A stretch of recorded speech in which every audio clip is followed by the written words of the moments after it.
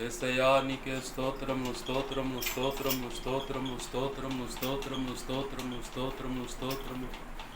మా మంచి కాపరి నీకే స్తుతి స్తుతి స్తుతి స్తుతి స్తుతి స్తుతి స్తుతి స్తుతి స్తుతి స్తుతి స్తుతి స్తుతి స్తుతి. ఆత్మల కాపరి నీకే కృతజ్ఞతాస్తుతులు కృతజ్ఞతాస్తుతులు కృతజ్ఞతాస్తుతులు కృతజ్ఞతాస్తుతులు. ప్రధాన యాజకుడా నీకే స్తుతి స్తుతి స్తుతి స్తుతి స్తుతి స్తుతి స్తుతి స్తుతి స్తుతి స్తుతి స్తుతి స్తుతి. ఎల్రోయి నీకే స్తోత్రములు స్తోత్రములు స్తోత్రములు స్తోత్రములు స్తోత్రములు స్తోత్రములు స్తోత్రములు స్తోత్రములు స్తోత్రములు స్తోత్రములు స్తోత్రములు స్తోత్రములు. ఎల్లోహిం నీకే స్తుతి స్తుతి స్తుతి స్తుతి స్తుతి స్తుతి స్తుతి స్తుతి స్తుతి స్తుతి స్తుతి స్తుతి స్తుతి స్తుతి. ఎలియాజరా నీకే స్తుతి స్తుతి స్తుతి స్తుతి స్తుతి స్తుతి స్తుతి స్తుతి స్తుతి స్తుతి. ఎబెనెజరే నీకే స్తోత్రములు స్తోత్రములు స్తోత్రములు స్తోత్రములు స్తోత్రములు స్తోత్రములు స్తోత్రములు.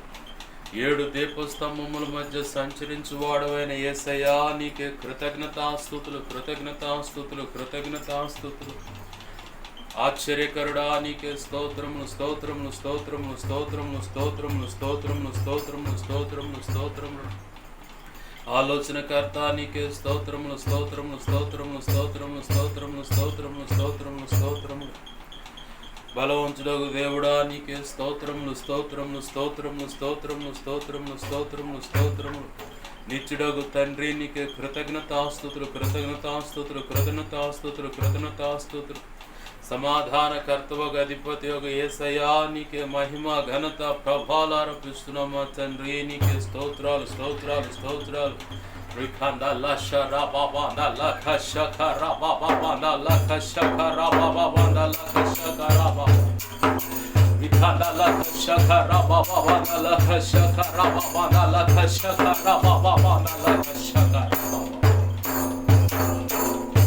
ఎగురుచున్నది విజయ పతాకం, యేసు రక్తమే మా జీవిత విజయం. ఎగురుచున్నది విజయ పతాకం, యేసు రక్తమే మా జీవిత విజయం. రోగ దుఃఖ వ్యసనములను తీర్చివేయును, రోగ దుఃఖ వ్యసనములను తీర్చివేయును. సుఖ జీవనం చేయుటకు శక్తినిచ్చును, సుఖ జీవనం చేయుటకు శక్తినిచ్చును. రక్తమే రక్తమే రక్తమే యేసు రక్తమే, రక్తమే జయం యేసు రక్తమే జయం, రక్తమే జయం యేసు రక్తమే జయం. ఎగురుచున్నది విజయ పతాకం, యేసు రక్తమే మా జీవిత విజయం.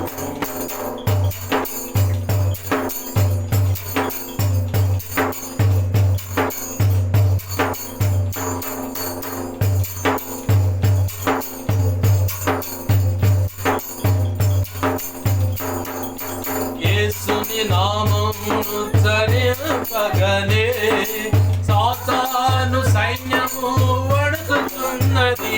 ఆమేన్. యేసుని నామం ఉచ్చరింపగనే సాతాను సైన్యము వణుకుతున్నది. వ్యాధుల బలము నిర్మూలమైనది. ఆమేన్. వ్యాధుల బలము నిర్మూలమైనది. జయం పొందెడి నామము నమ్మినప్పుడే. ఆమేన్. జయం పొందెడి నామము నమ్మినప్పుడే. రక్తమే రక్తమే రక్తమే యేసు రక్తమే, రక్తమే జయం యేసు రక్తమే జయం, రక్తమే జయం యేసు రక్తమే జయం. ఎగురుచున్నది విజయ పతాకం, యేసు రక్తమే మా జీవిత విజయం. ఎగురుచున్నది విజయ పతాకం, యేసు రక్తమే మా జీవిత విజయం. రోగ దుఃఖ వ్యసనములను తీర్చివేయును, రోగ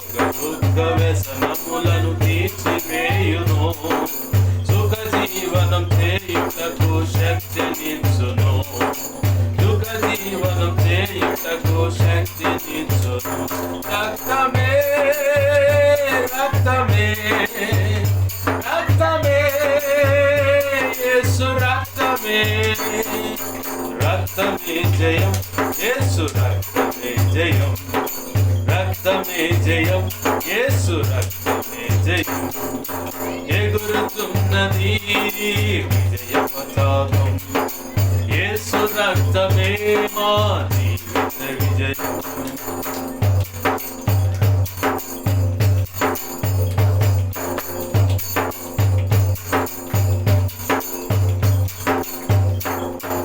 దయ్యపు కార్యాలను గెలచిన రక్తం ఎడతెగకుండా మనము స్మరణ చేయుదాం ఆమె దయ్యపు కార్యాలను గెలచిన రక్తం ఎడతెగకుండా మనము స్మరణ చేయుదాం పాపపు క్రియలన్నిటినీ చెదరగొట్టిన ఆమె పాపపు క్రియలన్నిటినీ చెదరగొట్టిన క్రీస్తుని సిలువను మనము అనుసరించేదం ఆమేన్ క్రీస్తుని సిలువను మనము అనుసరించేదం రక్తమే రక్తమే రక్తమే యేసు రక్తమే రక్తమే జయం యేసు రక్తమే జయం రక్తమే జయం యేసు రక్తమే జయం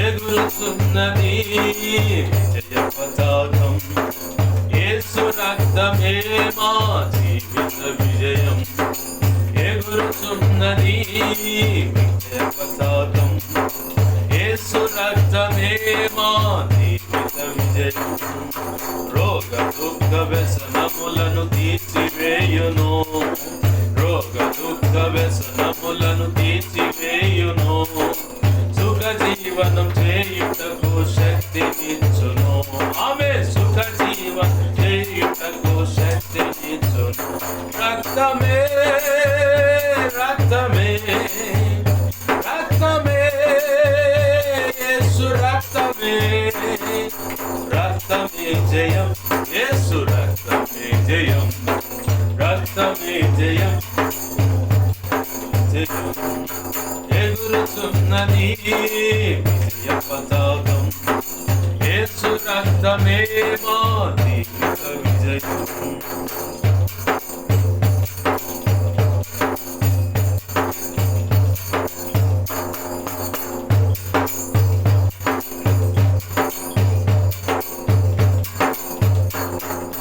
మా ప్రేమ వైద్యుడా ప్రాణనాథుడా ప్రీతితోను నీ హస్తము చాపుము దేవా ఆమేన్ మా ప్రేమ వైద్యుడా ప్రాణనాథుడా ప్రీతితోను నీ హస్తము చాపుము దేవా నీ పాద పద్మముపై చేరియున్న ప్రజలను నీ పాద పద్మముపై చేరియున్న ప్రజలను స్వస్థపరచుము తండ్రి ఈ క్షణమందే ఆమేన్ స్వస్థపరచుము తండ్రి ఈ క్షణమందే రక్తమే రక్తమే రక్తమే యేసు రక్తమే రక్తమే జయం యేసు రక్తమే జయం రక్తమే జయం యేసు రక్తమే జయం ఎగురుతున్నది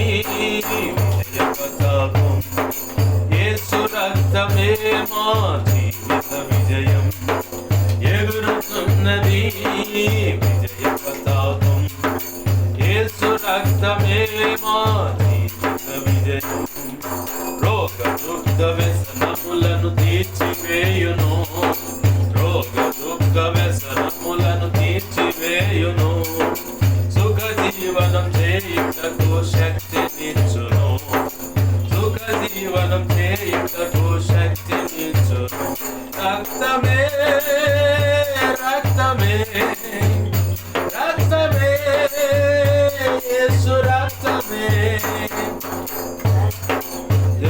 యేసు రక్తమే జయం రక్తమే జయం యేసు రక్తమే జయం ఎగురుతున్నది విజయ పతాకం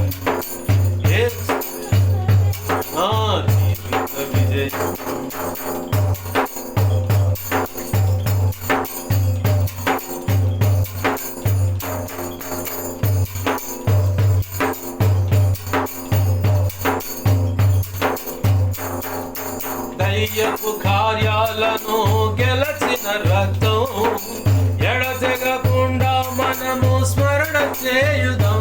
ఆమేన్. దయ్యపు కార్యాలను గెలచిన రక్తం, ఎడతెగకుండా మనము స్మరణ చేయుదాం. పాపపు క్రియలన్నిటినీ చెదరగొట్టినా, పాపపు క్రియలన్నిటినీ చెదరగొట్టినా, క్రీస్తుని సిలువను మనము అనుసరించెదం. క్రీస్తుని సిలువను మనము అనుసరించెదం. రక్తమే రక్తమే రక్తమే, యేసు రక్తమే, రక్తమే జయం, యేసు రక్తమే జయం, రక్తమే జయం, యేసు రక్తమే జయం.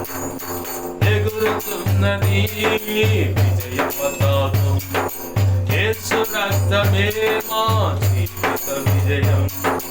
ఎగురుతున్నది యేసు రక్తమే మా జీవిత విజయం. రోగ దుఃఖ వ్యసనములను తీర్చివేయును, రోగ దుఃఖ వ్యసనములను తీర్చివేయును.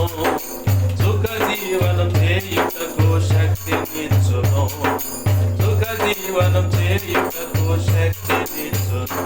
రక్తమే రక్తమే రక్తమే, యేసు రక్తమే, రక్తమే జయం, యేసు రక్తమే జయం, రక్తమే జయం, యేసు రక్తమే జయం, రక్తమే జయం, యేసు రక్తమే జయం, రక్తమే జయం, యేసు రక్తమే జయం, రక్తమే జయం, యేసు రక్తమే జయం, రక్తమే జయం, యేసు రక్తమే జయం. రిఖాలా షకరాబా, రిఖాలా షకరాబా, రిఖాలా షకరాబా, రిఖాలా షకరాబా, రిఖాలా షకరాబా, రిఖాలా షకరాబా, రిఖాలా షకరాబా. రక్తమే జయం, యేసు రక్తమే జయం, రక్తమే జయం, యేసు రక్తమే జయం, రక్తమే జయం, యేసు రక్తమే జయం, రక్తమే జయం, యేసు రక్తమే జయం, రక్తమే జయం, యేసు రక్తమే జయం.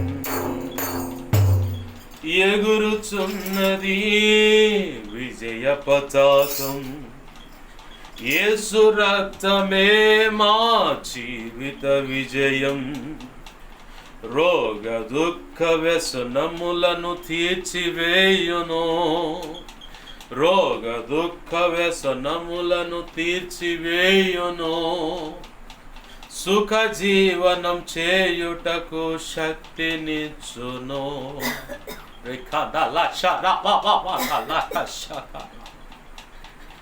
సుఖ జీవనం చేయుటకు శక్తినిచ్చును. రక్తమే రక్తమే రక్తమే, యేసు రక్తమే, రక్తమే జయం, యేసు రక్తమే జయం, రక్తమే జయం, యేసు రక్తమే జయం. ప్రేమగల మా కన్న తండ్రి యేసయ్యా, నీకు వందనాలు, కృతజ్ఞతాస్తుతులు మా కన్న తండ్రి. ఈ చిన్నిపాటి ఆరాధన మీ పాదపద్మలకు సమర్పిస్తా ఉన్నాం అయ్యా. ఇదిగో తండ్రి, ఆరాధన అంగీకరించండి ప్రభువా. నీకు వందనాలు, కృతజ్ఞతాస్తుతులు చెల్లిస్తా ఉన్నాం.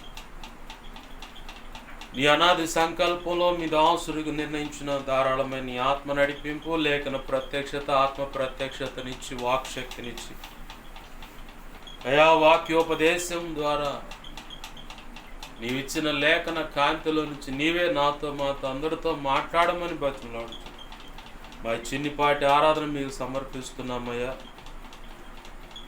అల్పులము అయోగ్యులము ప్రభువా, కానీ మాలో ఉండి మాతో ఉండి అయ్యా ఈ ఆరాధనను జరిగించినందుకు, ప్రాణాత్మ శరీరాలను పరిశుద్ధాత్మ ద్వారా సంతృప్తి పరిచినందుకు కృతజ్ఞతాస్తుతులు.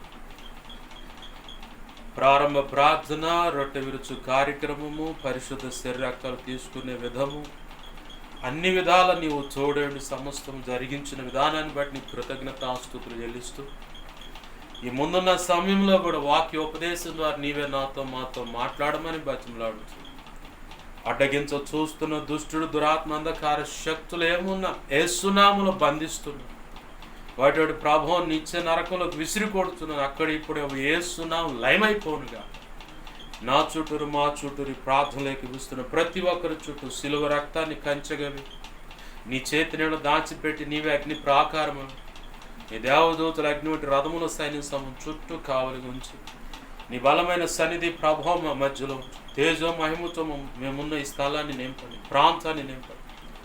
నీలోంచి ప్రభు నలుదిక్కులు గేస్తున్నాను ప్రభలిలి వెళ్ళును గాక. స్తుతి సింహాసనాసనుడివై నువ్వు మా మధ్యలో ఉండండి. మేమున్న ఈ స్థలాన్ని ప్రాంతాన్ని సేనాపర్వతంగా చేసి స్తుతి సింహాసనాసనుడివై నీలోంచి ప్రభు నలుదిక్కులు ప్రభులు వచ్చి నీ ఆత్మకార్యములు జరిగించమని యేసయ్య నామములోనే ప్రార్థించి సమస్తం పొందుకొని కృతజ్ఞతాస్తుతులు చెల్లించి ఈ ఆరాధన పాత్మను సమర్పిస్తున్నాం మా తండ్రి. ఆమేన్ ఆమేన్ ఆమేన్. మంచిది. పరిశుద్ధ గ్రంథం తెరుద్దామండి. 30వ కీర్తన 30వ కీర్తన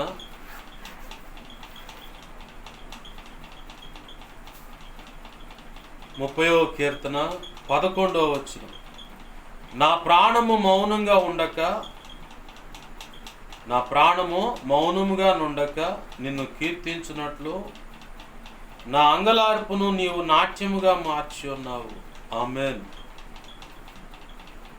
నీవు నా గోనె పట్ట విడిపించి సంతోష వస్త్రము నన్ను ధరింపజేసి ఉన్నావు.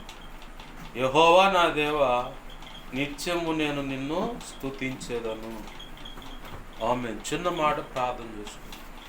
ప్రేమగల మా తండ్రి, నీకు వందనాలు, కృతజ్ఞతాస్తుతులయ్యా. నీవు ఇచ్చిన లేఖన భాగాన్ని బట్టి కృతజ్ఞతాస్తుతులు. ప్రభువా, లేఖనాన్ని విరవండి, దాని చాటున మీరు దాచి ఉంచిన నీ మనసులో ఉద్దేశించుకున్న సంగతులు ఏమైతే ఉన్నాయో వాటిని బయటికి తెచ్చి నీ పక్షం వహించిన మీ దాసు నోట ఉంచి మీ దాసు నోటిని మీ నోటి బోరగా చేసి నీ అనాది సంకల్పంలో మీ దాసుడికి నువ్వు నిర్ణయించిన ధారాళమైన నీ ఆత్మ నడిపింపు, లేఖన ప్రత్యక్షత, ఆత్మ ప్రత్యక్షత, వాక్శక్తినిచ్చి నీవే నాతో మాతో అందరితో సూటిగా తేటగా స్పష్టంగా మీరు మాట్లాడమని బతిమలాడుతున్నాను. దేవా, నీ పక్షం వహించిన నేను ఎంత బలహీనో నీకు బాగా తెలుసు. నీ మీద ఆనుకున్న నీ కృప మీద ఆధారపడ్డాను. నా సమస్త అవిధేతల అతిక్రమ దోషాలు, పాప దోషాలు, ఆజ్ఞాతిక్రమలు పూర్ణ క్షమించి నీ సిలువ రక్తంలో నన్ను కడిగి పవిత్రపరచు. పరిశుద్ధాత్మజ్ఞను పుటమే శుద్ధ సువర్ణంగా మార్చు. నీ శుద్ధ జలంతో సమస్త కీడా పవిత్రతను కొట్టివేసి నీ ఆనంద తైలాభిషేకం, పరలో శుద్ధ సువర్ణ తైలం నా నెత్తి ఇంకను గొప్పగా ఉంచు. హెస్కేల్ 2:1-2 ప్రకారం నన్ను మమ్మల్ని అందరూ నీ ఆత్మతో నింపి చక్కగా నిలబెట్టి మాతో మాట్లాడాలి. దేవా, అపోస్తుల కార్యం 4:27-31, యెషయా 51:16 ప్రకారం, మత్తయి 10:1-7-20 ప్రకారం, ఇర్మియా 1:9-10-18 ప్రకారం నీ కృప నాకు దయచేసి నీవే నాతో మాతో అందరితో మాట్లాడమని నీవు ఇచ్చిన వాక్యాన్ని బట్టి కృతజ్ఞతాస్తుతులు చెల్లిస్తూ నన్ను మమ్మల్ని ఉపదేశాన్ని చేతులకు అప్పచెప్పుకుంటూ నీ మాట వాక్య ఉపదేశం ద్వారా వెలువడుతుండగా మా అందరికి వినగలిగిన చెవి, గ్రహించగల మనసు, లోపల హృదయాన్ని దయచేసి దిద్దుబాటు చేసుకునే మనస్సును, సున్నతి గల హృదయాన్ని దయచేసి శిష్యులైన సేవక గణముగా మేము తరిపేది పోయి నీ ఉన్నతమైన సేవ చేసి నీ నామాన్ని గణపరచున్నట్లుగా మాకు బోధించమని బతిమలాడుతూ యేసయ్య నామములోనే ప్రార్థించి కృతజ్ఞతాస్తుతులు చెల్లించి నీ చేతులకు నన్ను మమ్మల్ని అప్పచెప్పుకుని గొప్ప చేసుకుంటున్నాం మా తండ్రి. ఆమేన్ ఆమేన్ ఆమేన్. మంచిది. సమకూడిన నా ఈ మాటలు వింటున్నా, ఇక ముందు ఈ వీడియో ద్వారా వింటున్నా ప్రతి ఒక్కరికి ప్రభువైన యేసుక్రీస్తు వారి పేరట నా హృదయపూర్వకమైన వందనాలు. అందరికి వందనాలు. చదువుకున్న లేఖన భాగంలో భక్తుడైన దావీదు యొక్క కీర్తన ఇది. పైన హెడ్లైన్ చూడండి, గృహ ప్రతిష్ట. ఏం మాట రాసింది? గృహ ప్రతిష్టావ గానం అంట. గృహాన్ని ప్రతిష్ఠించడానికి అవగాహన కలిగేటువంటి ఒక కీర్తన, అంటే ఒక పాట ఇది. అయితే ఈ పాటలో ఈరోజు ప్రభు ఒక మాట ఇచ్చాడు. ఏంటయ్యా మాట అంటే, నా ప్రాణం మౌనంగా నుండక నిన్ను కీర్తించున్నట్లు. ఆమెన్, హల్లెలూయా. అయితే అక్కడ కింద రాయబడిన మాట, నా అంగలార్పులను నాట్యముగా మార్చి ఉన్నావు. ఏ కారణాలను బట్టి అంగలార్పు అంటే కన్నీటి ప్రార్థన లేదా కన్నీరు విడవటం. ఆ పైన రాసిన శత్రువులను నా విషయమై సంతోషము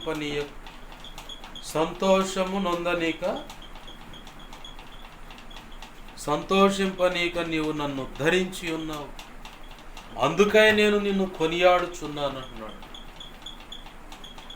సర్వసాధారణంగా ఈ భౌతికమైన ప్రపంచంలో అనేక కారణాలను బట్టి అనేక కోణాల్లో శత్రువులు అనేవాళ్ళు ఖచ్చితంగా ఏర్పడతారు. శత్రువులు అనేవాళ్ళు ఖచ్చితంగా ఏర్పడతారు, ఉండరని చెప్పడానికి లేదు. అయితే ఆధ్యాత్మిక జీవితంలో కూడా మనకు ప్రధాన శత్రువు ఉన్నాడు. ఎవరోడు? లూసిఫరు, తేజో నక్షత్రము, అపోల్లో, అపవాది, అబద్ధమునకు జనకుడు అని చెప్పని, ఇలా వాడి గురించి రకరకాల మాటలు ఉన్నాయి. అయితే వాడు చేసే పని ఏంటంటే మనిషిని మోసగిస్తాడు. మొదటిగా వాడు మనిషిని మోసగిస్తాడు. ఎలా మోసగిస్తాడంటే, మొదటిగా వాడు పెట్టేది అనుమానం పెడతాడు. ఆ అనుమానాన్ని బట్టి ఇక మోసగించబడతాం. తల్లి మీద పిల్లలకి, లేదా తల్లిదండ్రులు ఇంట్లో పెద్దలకి పిల్లల మీద అనుమానం, ఈ పిల్లలకు కూడా తల్లి మీద తండ్రి మీద అనుమానం. ఉండదు మళ్ళీ అక్కడ, కానీ అనుమానం. ప్రేమించినటువంటి అమ్మాయి విషయంలో ప్రేమికుడికి, ప్రేమించిన అబ్బాయి విషయంలో ప్రియురాలకి అనుమానం. వాడు ఎంటర్ అవ్వాలంటే నీలోకి, నీ జీవితంలోకి, నీ తలంపులు, ఊహల ఆలోచనలోకి, హృదయంలోకి, మనసులోకి వాడు ఎంటర్ అవ్వాలంటే ముందు నీకు అనుమానం అనే బీజాన్ని వేస్తాడు వాడు. బీజం అంటే విత్తనం. ఆ అనుమానం అనే బీజాన్ని వేసాడంటే ఇక చాలు, ఇక వాడికి దొరుకుద్ది స్థావరం. ఇక వాడికి నచ్చినట్టుగా నీ జీవితాన్ని అతలాకుతలం అల్లా కుల్లాలు చేస్తాడు అన్నమాట. మనకు ప్రధానమైన శత్రువు ఎవరైనా ఉన్నారంటే మొదటిగా అపవాదే మనకి. దైవజనుడు దావీదు గారు చెబుతున్న మాట ఇక్కడ, నా శత్రువులను నా విషయమై సంతోషింపనీయక. అంటే ఏం జరిగింది? అనేక కారణాలను బట్టి అనేక రీతులుగా దావీదును ఎలాగైనా సరే ఈ భూమి మీద లేకుండా చంపాలి. దావీదు అనేవాడు బ్రతకూడదు. ఎందుకు? ఏం చేశాడు దావీదు? అందరికి మేలు చేయటం వలన చంపాలనుకోవటం,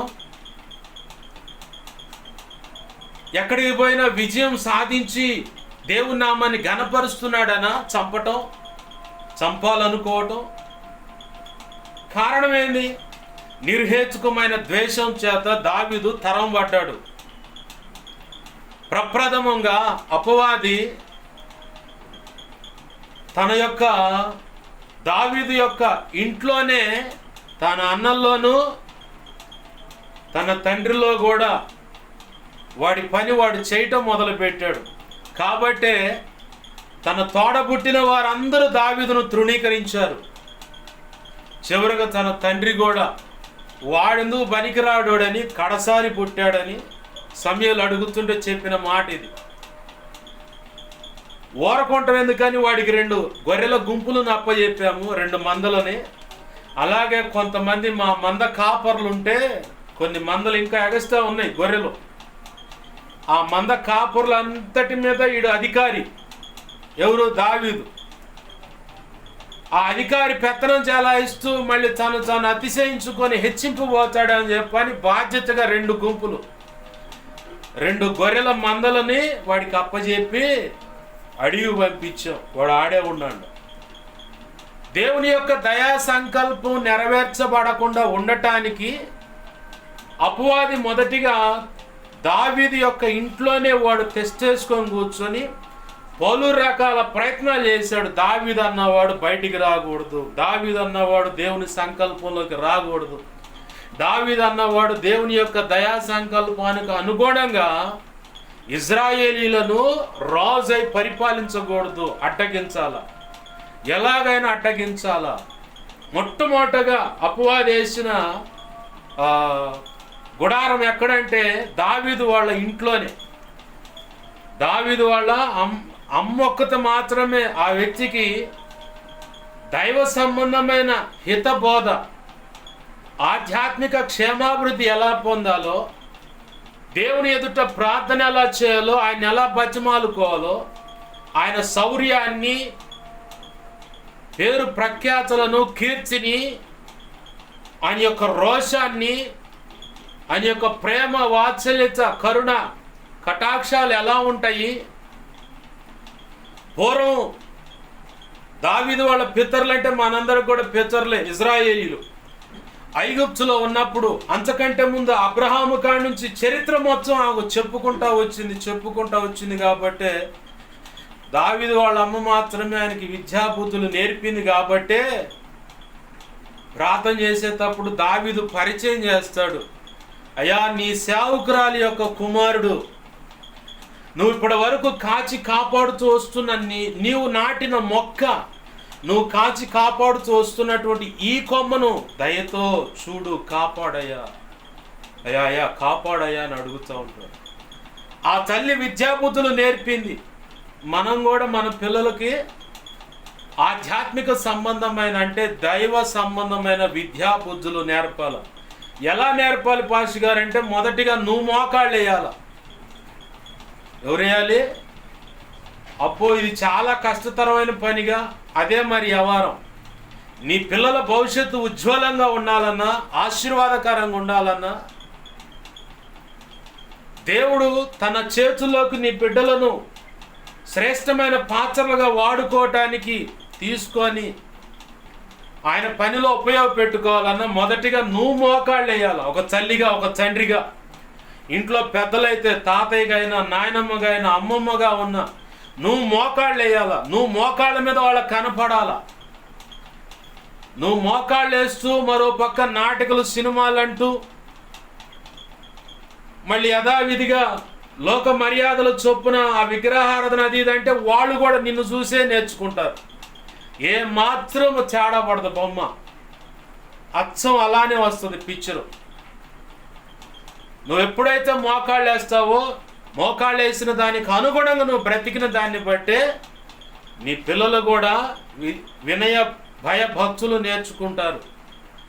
అలా కాకుండా మోకాళ్ళ ప్రార్థన మోకాళ్ళే, వాక్యమే, ఉపవాసమే, సంఘక్రమాలే, బహిరంగ సభలు అంటే పరిగెత్తటమే, మళ్ళీ యథావిధిగా లోక మర్యాదలు, విగ్రహారాధన, టీవీ, ఆ నాటకాలు, ఆ సినిమాలు, షికార్లు.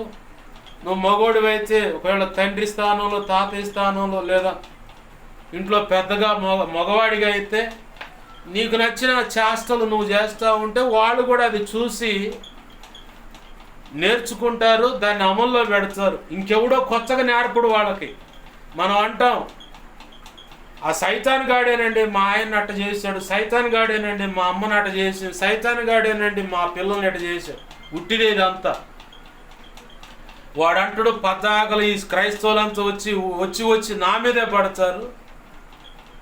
లోకల్ అదేదో సినిమాలో నేను చూసా, ఆ మూలన్నాడు ఈ మూలన్నాడు అంతా పైయోడిదయ్యా అంటే పైన ఒకడంటాడు ఆ మూలలో ఉన్నాడు ఈ మూలన్నాడు మీ అమ్మోడు తాలూకానా వాళ్ళ వీళ్ళు అని చెప్పాలి. సైతాన్ గాడు కూడా అంతే అంటాడు. క్రైస్తవులంతా చేసే తప్పులని వాళ్ళు చేసి ఉరికొచ్చి నా మీద పడతారు. నా తప్పేమైనా ఉందా అంటాడు వాడు కూడా.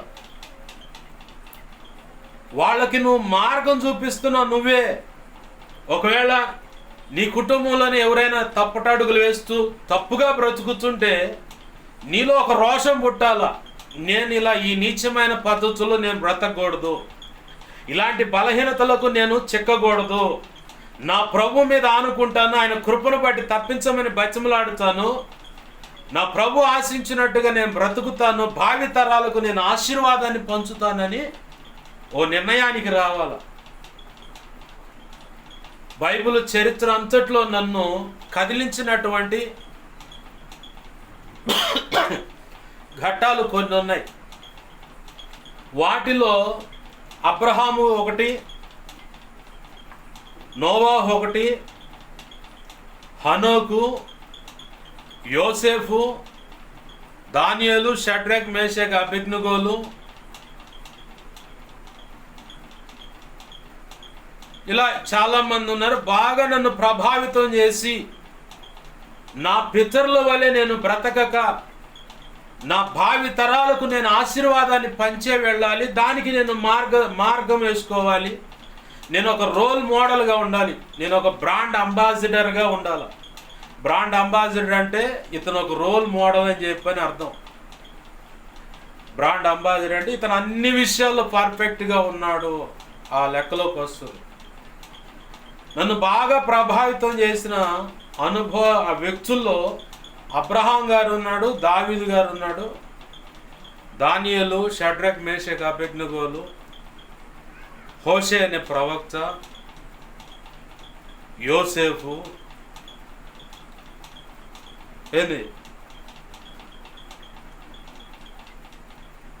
సొలొమోను, సమయలు కూడా ఉన్నాడు. చెప్తాను, ఇలా ఉంటే చాలా ఉన్నాయి. కాకపోతే నన్ను బాగా పట్టుకున్న సందర్భాలు ఏంటంటే అబ్రహాము, దావీదు, సొలొమోను. ఎందుకు ఈ ముగ్గురికి సంగతి చెబుతున్నామంటే, అబ్రహాములో దావీదులో తప్పులున్న సరి చేసుకొని దేవుని పాదాలు పట్టుకొని నా తర్వాత వారికి నేను ఆశీర్వాదం పంచి వెళ్ళాలని తీర్మానంతోనే భక్తి సాధన చేశారు.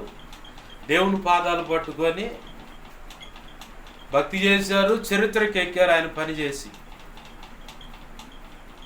సొలొమోను ఎందుకు నీకు ప్రభావితం అంటే, భారీగా భార్యలు ఉన్నారని కాదు, అంత తెలివిగలవాడని కాదు, అవసాన కాలం అంటే చివర వృద్ధాప్యమందు అన్య స్త్రీలను పెళ్లి చేసుకొని వారిని మెప్పించటానికి వారి కోరికలు, మనోఅభిష్టం అంటారు.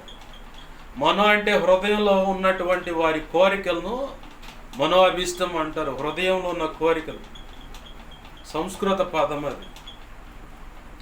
వారి యొక్క మనోఅభిష్టాన్ని నెరవేర్చాలని ఎక్కడ పడితే అక్కడ దేవతా స్తంభాలంటే ధ్వజస్తంభం అని అర్థం. చిన్న చిన్న చెట్టు కింద కూడా అక్కడక్కడ కొన్ని గృహ దేవతలని, కులానికి సంబంధించిన దేవి దేవతలని ఉంటాయి.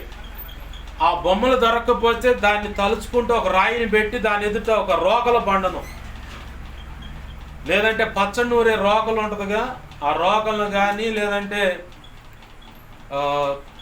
పిండి దంచేటువంటి రోళ్ళు ఉంటాయి, వాటిలో ఏదో ఒకటి భూమిలో పాతి పెడతారు. దాన్నే దేవతా స్తంభం అంటారు. దాన్నే ఆడ పెద్ద పెద్ద మందిరాల ముందు రాయిళ్ళు చెక్క ఇత్తడి పూత పోసి పెడతారు, ధ్వజస్తంభం. మన భారతదేశ సాంప్రదాయ ప్రకారం ఆ దేవుళ్ళ ఎదుట ధ్వజస్తంభాలు నిలబెడతారు.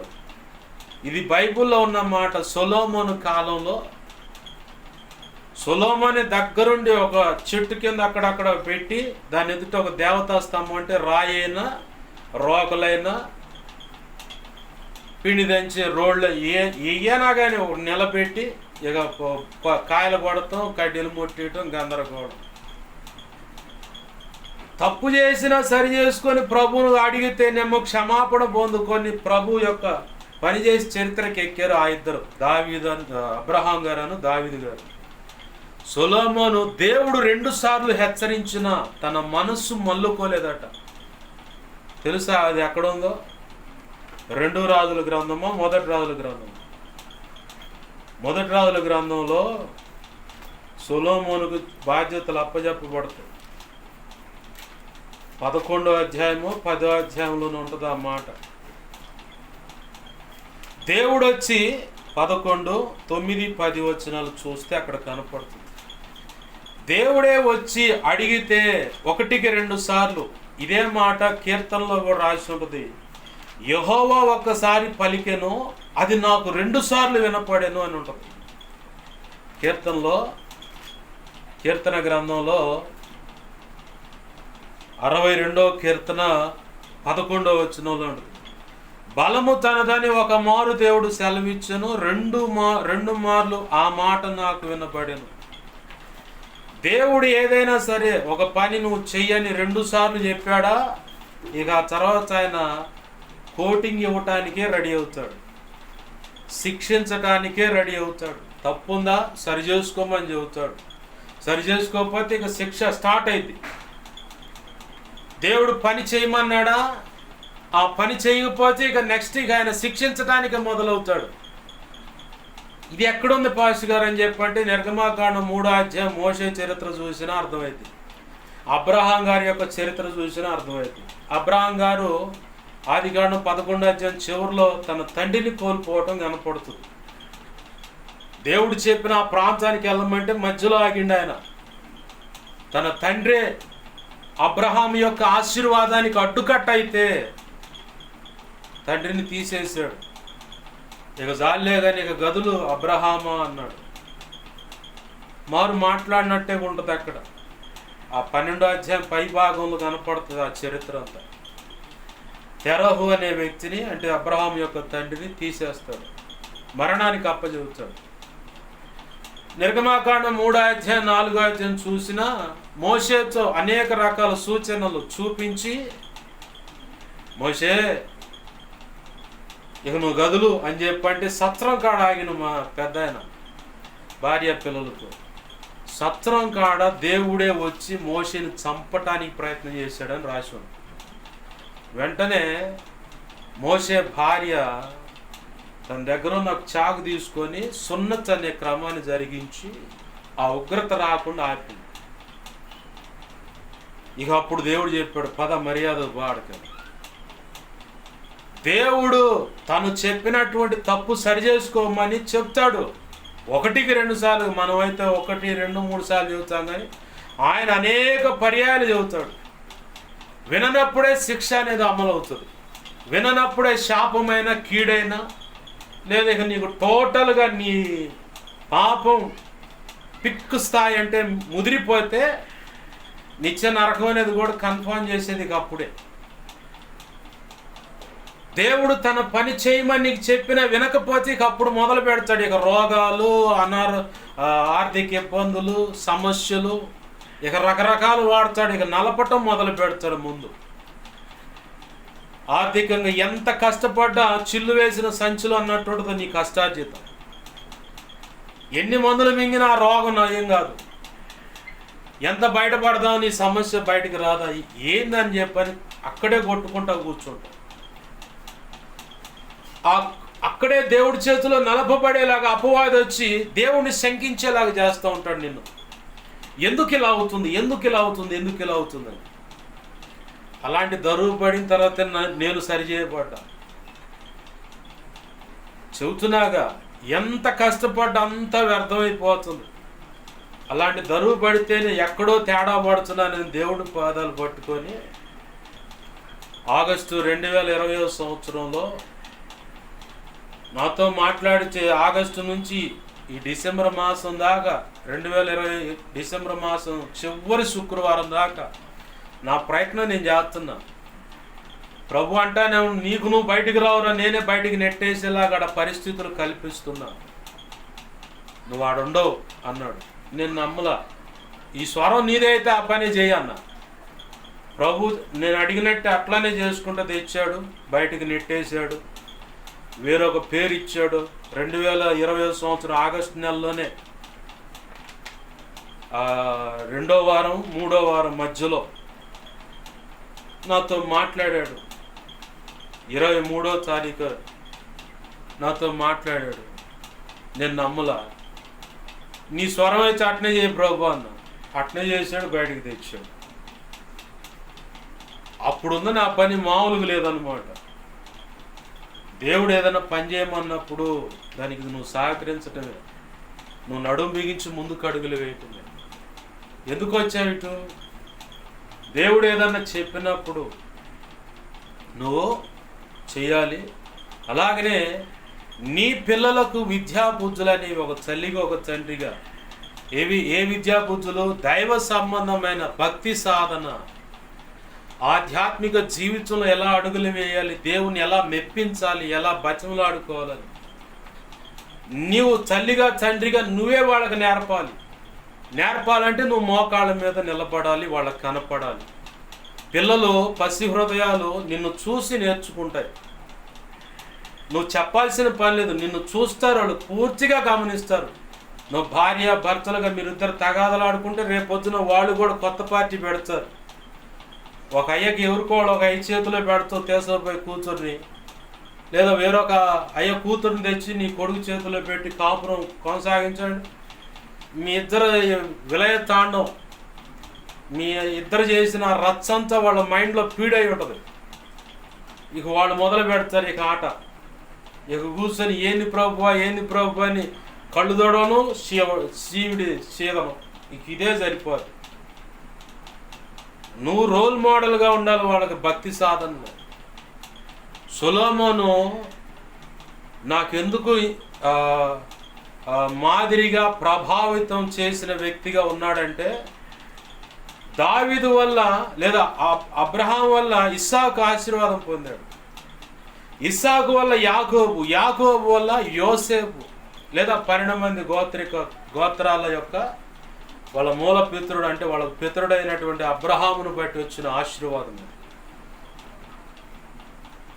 దావీదును బట్టి సొలొమోనుకు వచ్చిన ఆశీర్వాదం. దావీదుతో ముందుగానే చెప్పాడు దేవుడు, నీ సింహాసనం మీద ఒకడు ఉంటాడు ఖచ్చితంగా, వాడు ఏదైనా తప్పు చేస్తే మనుషులు దండించినట్టుగా కర్రతో నేను దండిస్తాను, శిక్షించే సరిచేసి సరైన మార్గంలో పెట్టుకుంటా, వాళ్ళు పొరపాటు చేసినా వాళ్ళని వదిలిపెట్టను, శిక్షించే సరి చేస్తా, మితిమించిందా వాళ్ళని తీసేసి ఇంకొకరిని ఎక్కిస్తా. అలాగ దావీదుకు దేవుడిచ్చిన మాటను బట్టి హిజ్కియా కాలానికి వచ్చేసరికి కూడా దేవుడు అంటాడు, మీ పితరుడైన దావీదు వల్లే చక్కగానే భక్తి సాధన చేస్తున్నావు, నా ఎదుటి భక్తి చేస్తున్నావు బాగానే ఉంది, నా ఎదుటి బ్రతుకుతున్నావు బాగానే ఉంది, అయినా మీ పితరుడైన దావీదుకి ఇచ్చే మాట, ఆ సింహాసనం మీద ఒక్క దీపం ఉండకుండా పోదంటే, దీపం అంటే ఒక వ్యక్తి సింహాసనం మీద ఉంటాడు, రాజ్య పరిపాలన చేస్తాడు అన్నాడు. అట్లానే వాళ్ళని శిక్షించే సమయం వచ్చినప్పుడల్లా గుర్తు చేసి మరి శిక్షించాడు, సరి చేసుకుంటారేమని. వినకపోతే తీసేశాడు. వాళ్ళ కడుపును పుట్టిన బిడ్డ కరెక్ట్గా రాజ్య పరిపాలన బాధ్యతలు చేపట్టగలడు అనుకున్న టయానికి ఆ వ్యక్తులను తీసేయటం, ఈ వ్యక్తిని కూర్చోబెట్టడం, ఆ వ్యక్తిని కూడా పరీక్షించటం. ఈ పరంపరలో నేను ఇక్కడ నేర్చుకున్న పాఠం ఏంటంటే, ధర్మశాస్త్రం చెప్తున్న మాట, దైవ చిత్తానికి వ్యతిరేకంగా బ్రతికిన వారి వల్ల వచ్చే శిక్ష 3 లేదా 4 తరాల మీదకి ఆ శిక్ష వస్తుంది, ఒక్కడు చేసిన పొరపాటు. ఇవన్నీ అబ్రహామును బట్టి దేవుడు అన్నాడు, నా యందు వినయ భయభక్తులు కలిగి నా కట్టడలు ఆజ్ఞలకు అనుగుణంగా బ్రతికిన వారిని 1000 తరాలు ఆశీర్వదిస్తాను. అసలు ఈ అన్నీ కాదు, అబ్రహాం దావీదుకి ఇచ్చిన ఆశీర్వాదం నాకు కావాలని దేవుని పాదాలు పట్టుకున్నాను. అలా పట్టుకుంటేనే ప్రభు కృపను బట్టి మీ పితరుల వల్ల వచ్చిన ఆ శాపాన్ని కొట్టివేసి, భూమి అంతమయ్యే సమయం వరకు నీ వంశం నీ కుటుంబం ఉంటుంది, నీ వంశంలో నీ కుటుంబంలో ఉన్నాళ్ళు నా సన్నిధిలో ఉండి నా సేవ చేస్తారు, ఇదే నీతో చేస్తున్న నిత్య నిబంధన అన్నాడు. ఆమేన్, హల్లెలూయా. దానికోసమే ఆయన పాదాలు పట్టుకొని బతికాడు. నా తర్వాత వాళ్ళకి ఆశీర్వాదాన్ని నేను పంచిపోవాలా. అపవాదిగాడు ఏం చేశాడు, పక్కా స్కెచ్ చేసి దేవుని యొక్క ప్రణాళికలో నన్ను పిలిచింది 2003లో, 2007 సంవత్సరం అంటే 4 ఏళ్ళు కాలయాపన చేసేలా చేశాడు. 2007లో కూడా నేను మామూలుగా అయితే ఇక్కడికి రాను, ఈ నరసరావుపేట గడ్డ మీదకి. నానా తాతయ్య నెల 13 రోజులు తేడాతో తీసేసుకున్నాడు. ఒకటి, దైవ చిత్తానికి వాళ్ళు వ్యతిరేకం బ్రతికిన దాన్ని బట్టి, రెండోది ఆయన ప్రణాళికలోకి తెచ్చుకోవటానికి. ప్రభు యొక్క ప్రణాళిక ఎలా ఉంటుందంటే, నువ్వు తప్పు చేసిన దాన్ని బట్టి నీ వైపు నీకు శిక్షే ఖచ్చితంగా. ఆయన సింహాసనానికి నీతి న్యాయాల ఆధారం, కృపా సత్యముల ఆధారమై ఉన్నాయి కాబట్టి పొరపాటు చేసిన దాన్ని బట్టి శిక్షిస్తాడు. శిక్ష అమలవుతుంది, శిక్ష నువ్వు అనుభవిస్తావు. తర్వాత వెంటనే ఆయన మళ్ళీ సరి చేసుకొని ఆయన నిర్ణయించిన ఆశీర్వాదానికి ఆయన తీసుకుంటాడు. అది ఎలా ఉంటుందంటే అనుభవంలోకి వస్తే అర్థమైంది. మనిషి తన నోటి మాట చేత వివరిస్తే అది అంతుబట్టదు, అంత తేలిగా అర్థం కాదు కూడా. దేవుడు ఆ రోజు 2007లో వీడికి రావటానికి ఒక కార్ డ్రైవర్గా వచ్చి అక్కడికి 1200 జీతంతో మొదలై అట్లా అట్లా అట్లా అట్లా అట్లా చివరికి 2014 సంవత్సరంలో ఏ ప్రేమ ఏ గోల వద్దు వద్దు వద్దు అనుకుంటా. ఎందుకంటే మరి పల్లెటూరు, మా ఊరు మొత్తానికి చల్లగా ఉంటుంది మా ఇల్లు. ఏ చిన్న పంచాయతీ అయినా ఎవరు వచ్చినా కానీ మేము పోవాలి. పలానోళ్ళ పిల్లగాడు ఇలా చేశాడనేది పరువు తక్కువ అని, మీ ఇంట్లో ఆడపిల్లలు ఎర్రా ఇటు చేస్తున్నా అని అట్ట అంటారని, ఇంట్లో జరిగిన సందర్భాలను బట్టి అసలు ఈ ప్రేమ గోమ ఏ గోల వద్దు అనుకొని జాగ్రత్తగా మర్యాదగా సంపాదించకపోయినా కుటుంబ పరువు పోగొట్టకూడదని చెప్పని జాగ్రత్తగా నన్ను నేను కట్టడి చేసుకుంటా. నాన్న తాతయ్యలు ఉన్నప్పుడు మన ఖర్చులంతా విచ్చలవిడి ఖర్చులు, వీడికి వచ్చిన తర్వాత ఖర్చులు మొత్తం కట్ అయిపోయి జాగ్రత్తగా బ్రతుకుతా వస్తారు. వద్దు వద్దు అనుకుంటా పోయి ఆ రొంపలోకి పోయి అక్కడ 8 సంవత్సరాలు నిండా రాబోతున్న సమయానికి ఇక రక్షణలోకి వచ్చా. ఆ పరిస్థితులు దేవుడు వాడుకున్నాడు భక్తి సాధనలోకి నన్ను ఎలా క్రమంగా తీసుకువెళ్ళాలన్నది. అక్కడ ఆ వ్యక్తిని ఉపయోగపెట్టుకొని కనపర్తి బాయ్ చర్చి RCM వాళ్ళది 2 సంవత్సరాలు క్రమంగా తిరిగి ఆడకొచ్చింది ఆ అమ్మాయి అంటే అదో పైత్యం, అది అర్థం కాదు. అట్టబోయి అక్కడ సేవకుడు ప్రార్థన చేశాడు, ప్రసాద్ అని కొత్తగా వచ్చాడు. నేను ఇక ఆగుతాను అనుకున్న సమయంలో ఇంత క్రమంగా వచ్చిన వాళ్ళని నేను ఎప్పుడూ చూడలేదు. నీ పట్ల దేవుడు ప్రణాళిక ఏదో ఉందని చేతులుంచి ప్రార్థన చేసి ఇంకంతే కట్టేక ఇక ఆడ ఆగిపోయి తండ్రి సన్నిధి ఇదే చంద్రబాబు నాయుడు కాలనీలో 3వ లైన్లో ఉంది. వేరొకళ్ళ ద్వారా అంటే వెంకటరావు అని చెప్పని వాళ్ళ ద్వారా పరిచయం అయ్యే పాష గారికి. ఇక అలా అలా అలా ప్రభు కృపను బట్టి 2015 జనవరి 28 రక్షణకు వచ్చాను. ఆ రోజు తీసుకున్న తీర్మానం, నేను ఒక మోడల్గా ఉండాలి, నేను ఒక వేరే బ్రతకాలి. అందరు అడుగుతారు ఏం మారాడరా వీడు, రక్షణ పొంది కూడా అదే బ్రతుకు నేను బ్రతికితే ఏం మారాడరా వీడు అని చెప్పని అంటారు. నాకు ఆ మాట రాకూడదు. చాలా జాగ్రత్తగా బ్రతకాలి, సాక్ష్యాన్ని కాపాడుకోవాలి, ఆధ్యాత్మిక జీవితాన్ని కాపాడుకోవాలి, పరిశుద్ధతను కాపాడుకోవాలి, దేవుడిచ్చిన కృపను కాపాడుకోవాలి. నా తర్వాత నాకున్న గోల్ ఏంటంటే నా తర్వాత వాళ్ళకి నేను ఆశీర్వాదాన్ని పంచాలా, శాపాన్ని పంచాలకూడదు. సొలొమోన్ ద్వారా నేను నేర్చుకుంది అదే. దావీదు అబ్రహాములను బట్టి నేర్చుకున్నది ఏంటంటే తర్వాత తరానికి ప్రతి శాశ్వతమైన ఆశీర్వాదం అది. అబ్రహాం గారికి ఇచ్చింది శాశ్వతమైన ఆశీర్వాదం. ఆ ఆశీర్వాదం నాకు కావాలి. అట్లనే ఆశపడ్డ ప్రాణాన్ని సంతృప్తిపరిచే దేవుడు, ఆశించిన దానికంటే ఉన్నతంగా ఆశీర్వదించే దేవుడు అలాగనే నన్ను దీవించాడు. భూమి అంతమయ్యే సమయం వరకు నీ వంశం నీ కుటుంబం ఉంటుంది అన్నాడు. ఎంత అబ్రహాంకి ఇచ్చిన ఆశీర్వాదం కాదా నాకు అది. ప్రభుత్వం నేను తీసుకున్న తీర్మానం, నేను ఒక రోల్ మోడల్గా ఉండాలి. గాంధీ గారు కూడా ఒక ఇన్స్పైర్గా ఉన్నాడు. ఆయన అన్నాడు, మార్పు నువ్వు కోరుకుంటున్నావు కదా, అదేదో నీ కాడ నుంచే మొదలుపెట్టాడు, నీ కాడ నుంచే మొదలుపెట్టన్నాడు. అలా వచ్చిన ఆ పెద్దలు వాళ్ళ సూక్తుల్లో కొన్ని విషయాలు తీసుకొని నేర్చుకొని దాన్ని బ్రతుకులోకి అలవాయించుకొని ఇలా అడుగులు వేస్తే ఈరోజు ఇలా మీ ఎదుట కనపడుచున్నా. ఇలాగో నిలబెట్టిన దేవునికి మహిమ కలుగును గాక. ఆమేన్, హల్లెలూయా. ప్రభునందు ప్రియమైన దేవుని బిడ్డలారా, గమనించండి, ఇక్కడ దావీదును దేవుని యొక్క ఉన్నతమైన ప్రణాళికలోకి రానియకుండా అడ్డగించడానికి ఇంట్లోనే వేసాడు వాడు పాగా, సైతాను గాడు. అయినా సరే దేవుని యొక్క దయా సంకల్పం వెంటాడుకుంటూ దావీదును బయటకు తెచ్చింది. సౌలు దేవుడు అసలు వాస్తవాన్ని కోరుకున్నాడు. 1 సమూయేలు గ్రంథం 13వ అధ్యాయం 13-14 వచనాల్లో అప్పటికి ఎన్నో అవకాశాలు ఇచ్చాడు సౌలుకి దేవుడు. ఇలా మనం ఎవరైనా పక్కకు నెట్టబడుతున్నాం, పక్కన పెట్టబడుతున్నాం, తృణీకరింపబడుతున్నాం, దీవించబడకుండా శ్రమల పాలవుతున్నాం అంటే నీకు ఎన్నోసార్లు దేవుడు అవకాశం ఇచ్చి ఉంటాడు. సరి చేసుకో, ఇలా ఉండు ఇలా ఉండని. నాకు ఖచ్చితంగా 2 సార్లు దేవుని స్వరం వినపడ్డదంటే గట గట గట ఉనుకుతాయి. ఇక నెక్స్ట్ దరువే ఉంటుందని. ఆయన చేతిలో పడితే ఇక అన్నీ కదులుతాయి. ఇప్పుడు కోసాల గదిలో మంచాన్ని చూడండి, ఎటు గదిలో కిర్రు కిర్రు కిర్రు అంటది. ఏసై చేతిలో పడితే కూడా అట్నే ఉంటాయి. ఎక్కడ కీళ్ళు మొత్తం వసిలిపోయి ఇక ఏమి లేదన్నమాట. మనిషిగా ఉంటావు కానీ లోపల ఉంటుంది దంచుడు. అలా పడుతుంది ఏసై చేతిలో పడితే దరువు, శిక్ష. ఇది బాగా గుర్తు నాకు. చూసా కొంతమంది జీవితాల్లో. అలా చూసి దేవుని భయాన్ని హృదయంలో పెట్టుకొని ఒకసారి అది కాదేమో అనుకుంటా, దేవుని స్వరం కాదేమో, మళ్ళీ రెండోసారి కూడా వినపడదంటే ఖచ్చితంగా దేవుని స్వరమే. ఆలస్యం చేస్తే ఇక శిక్షే అని తీర్మానం చేసుకొని అడుగులు వేస్తాడు. సౌలుని దేవుడు కోరుకున్నాడు.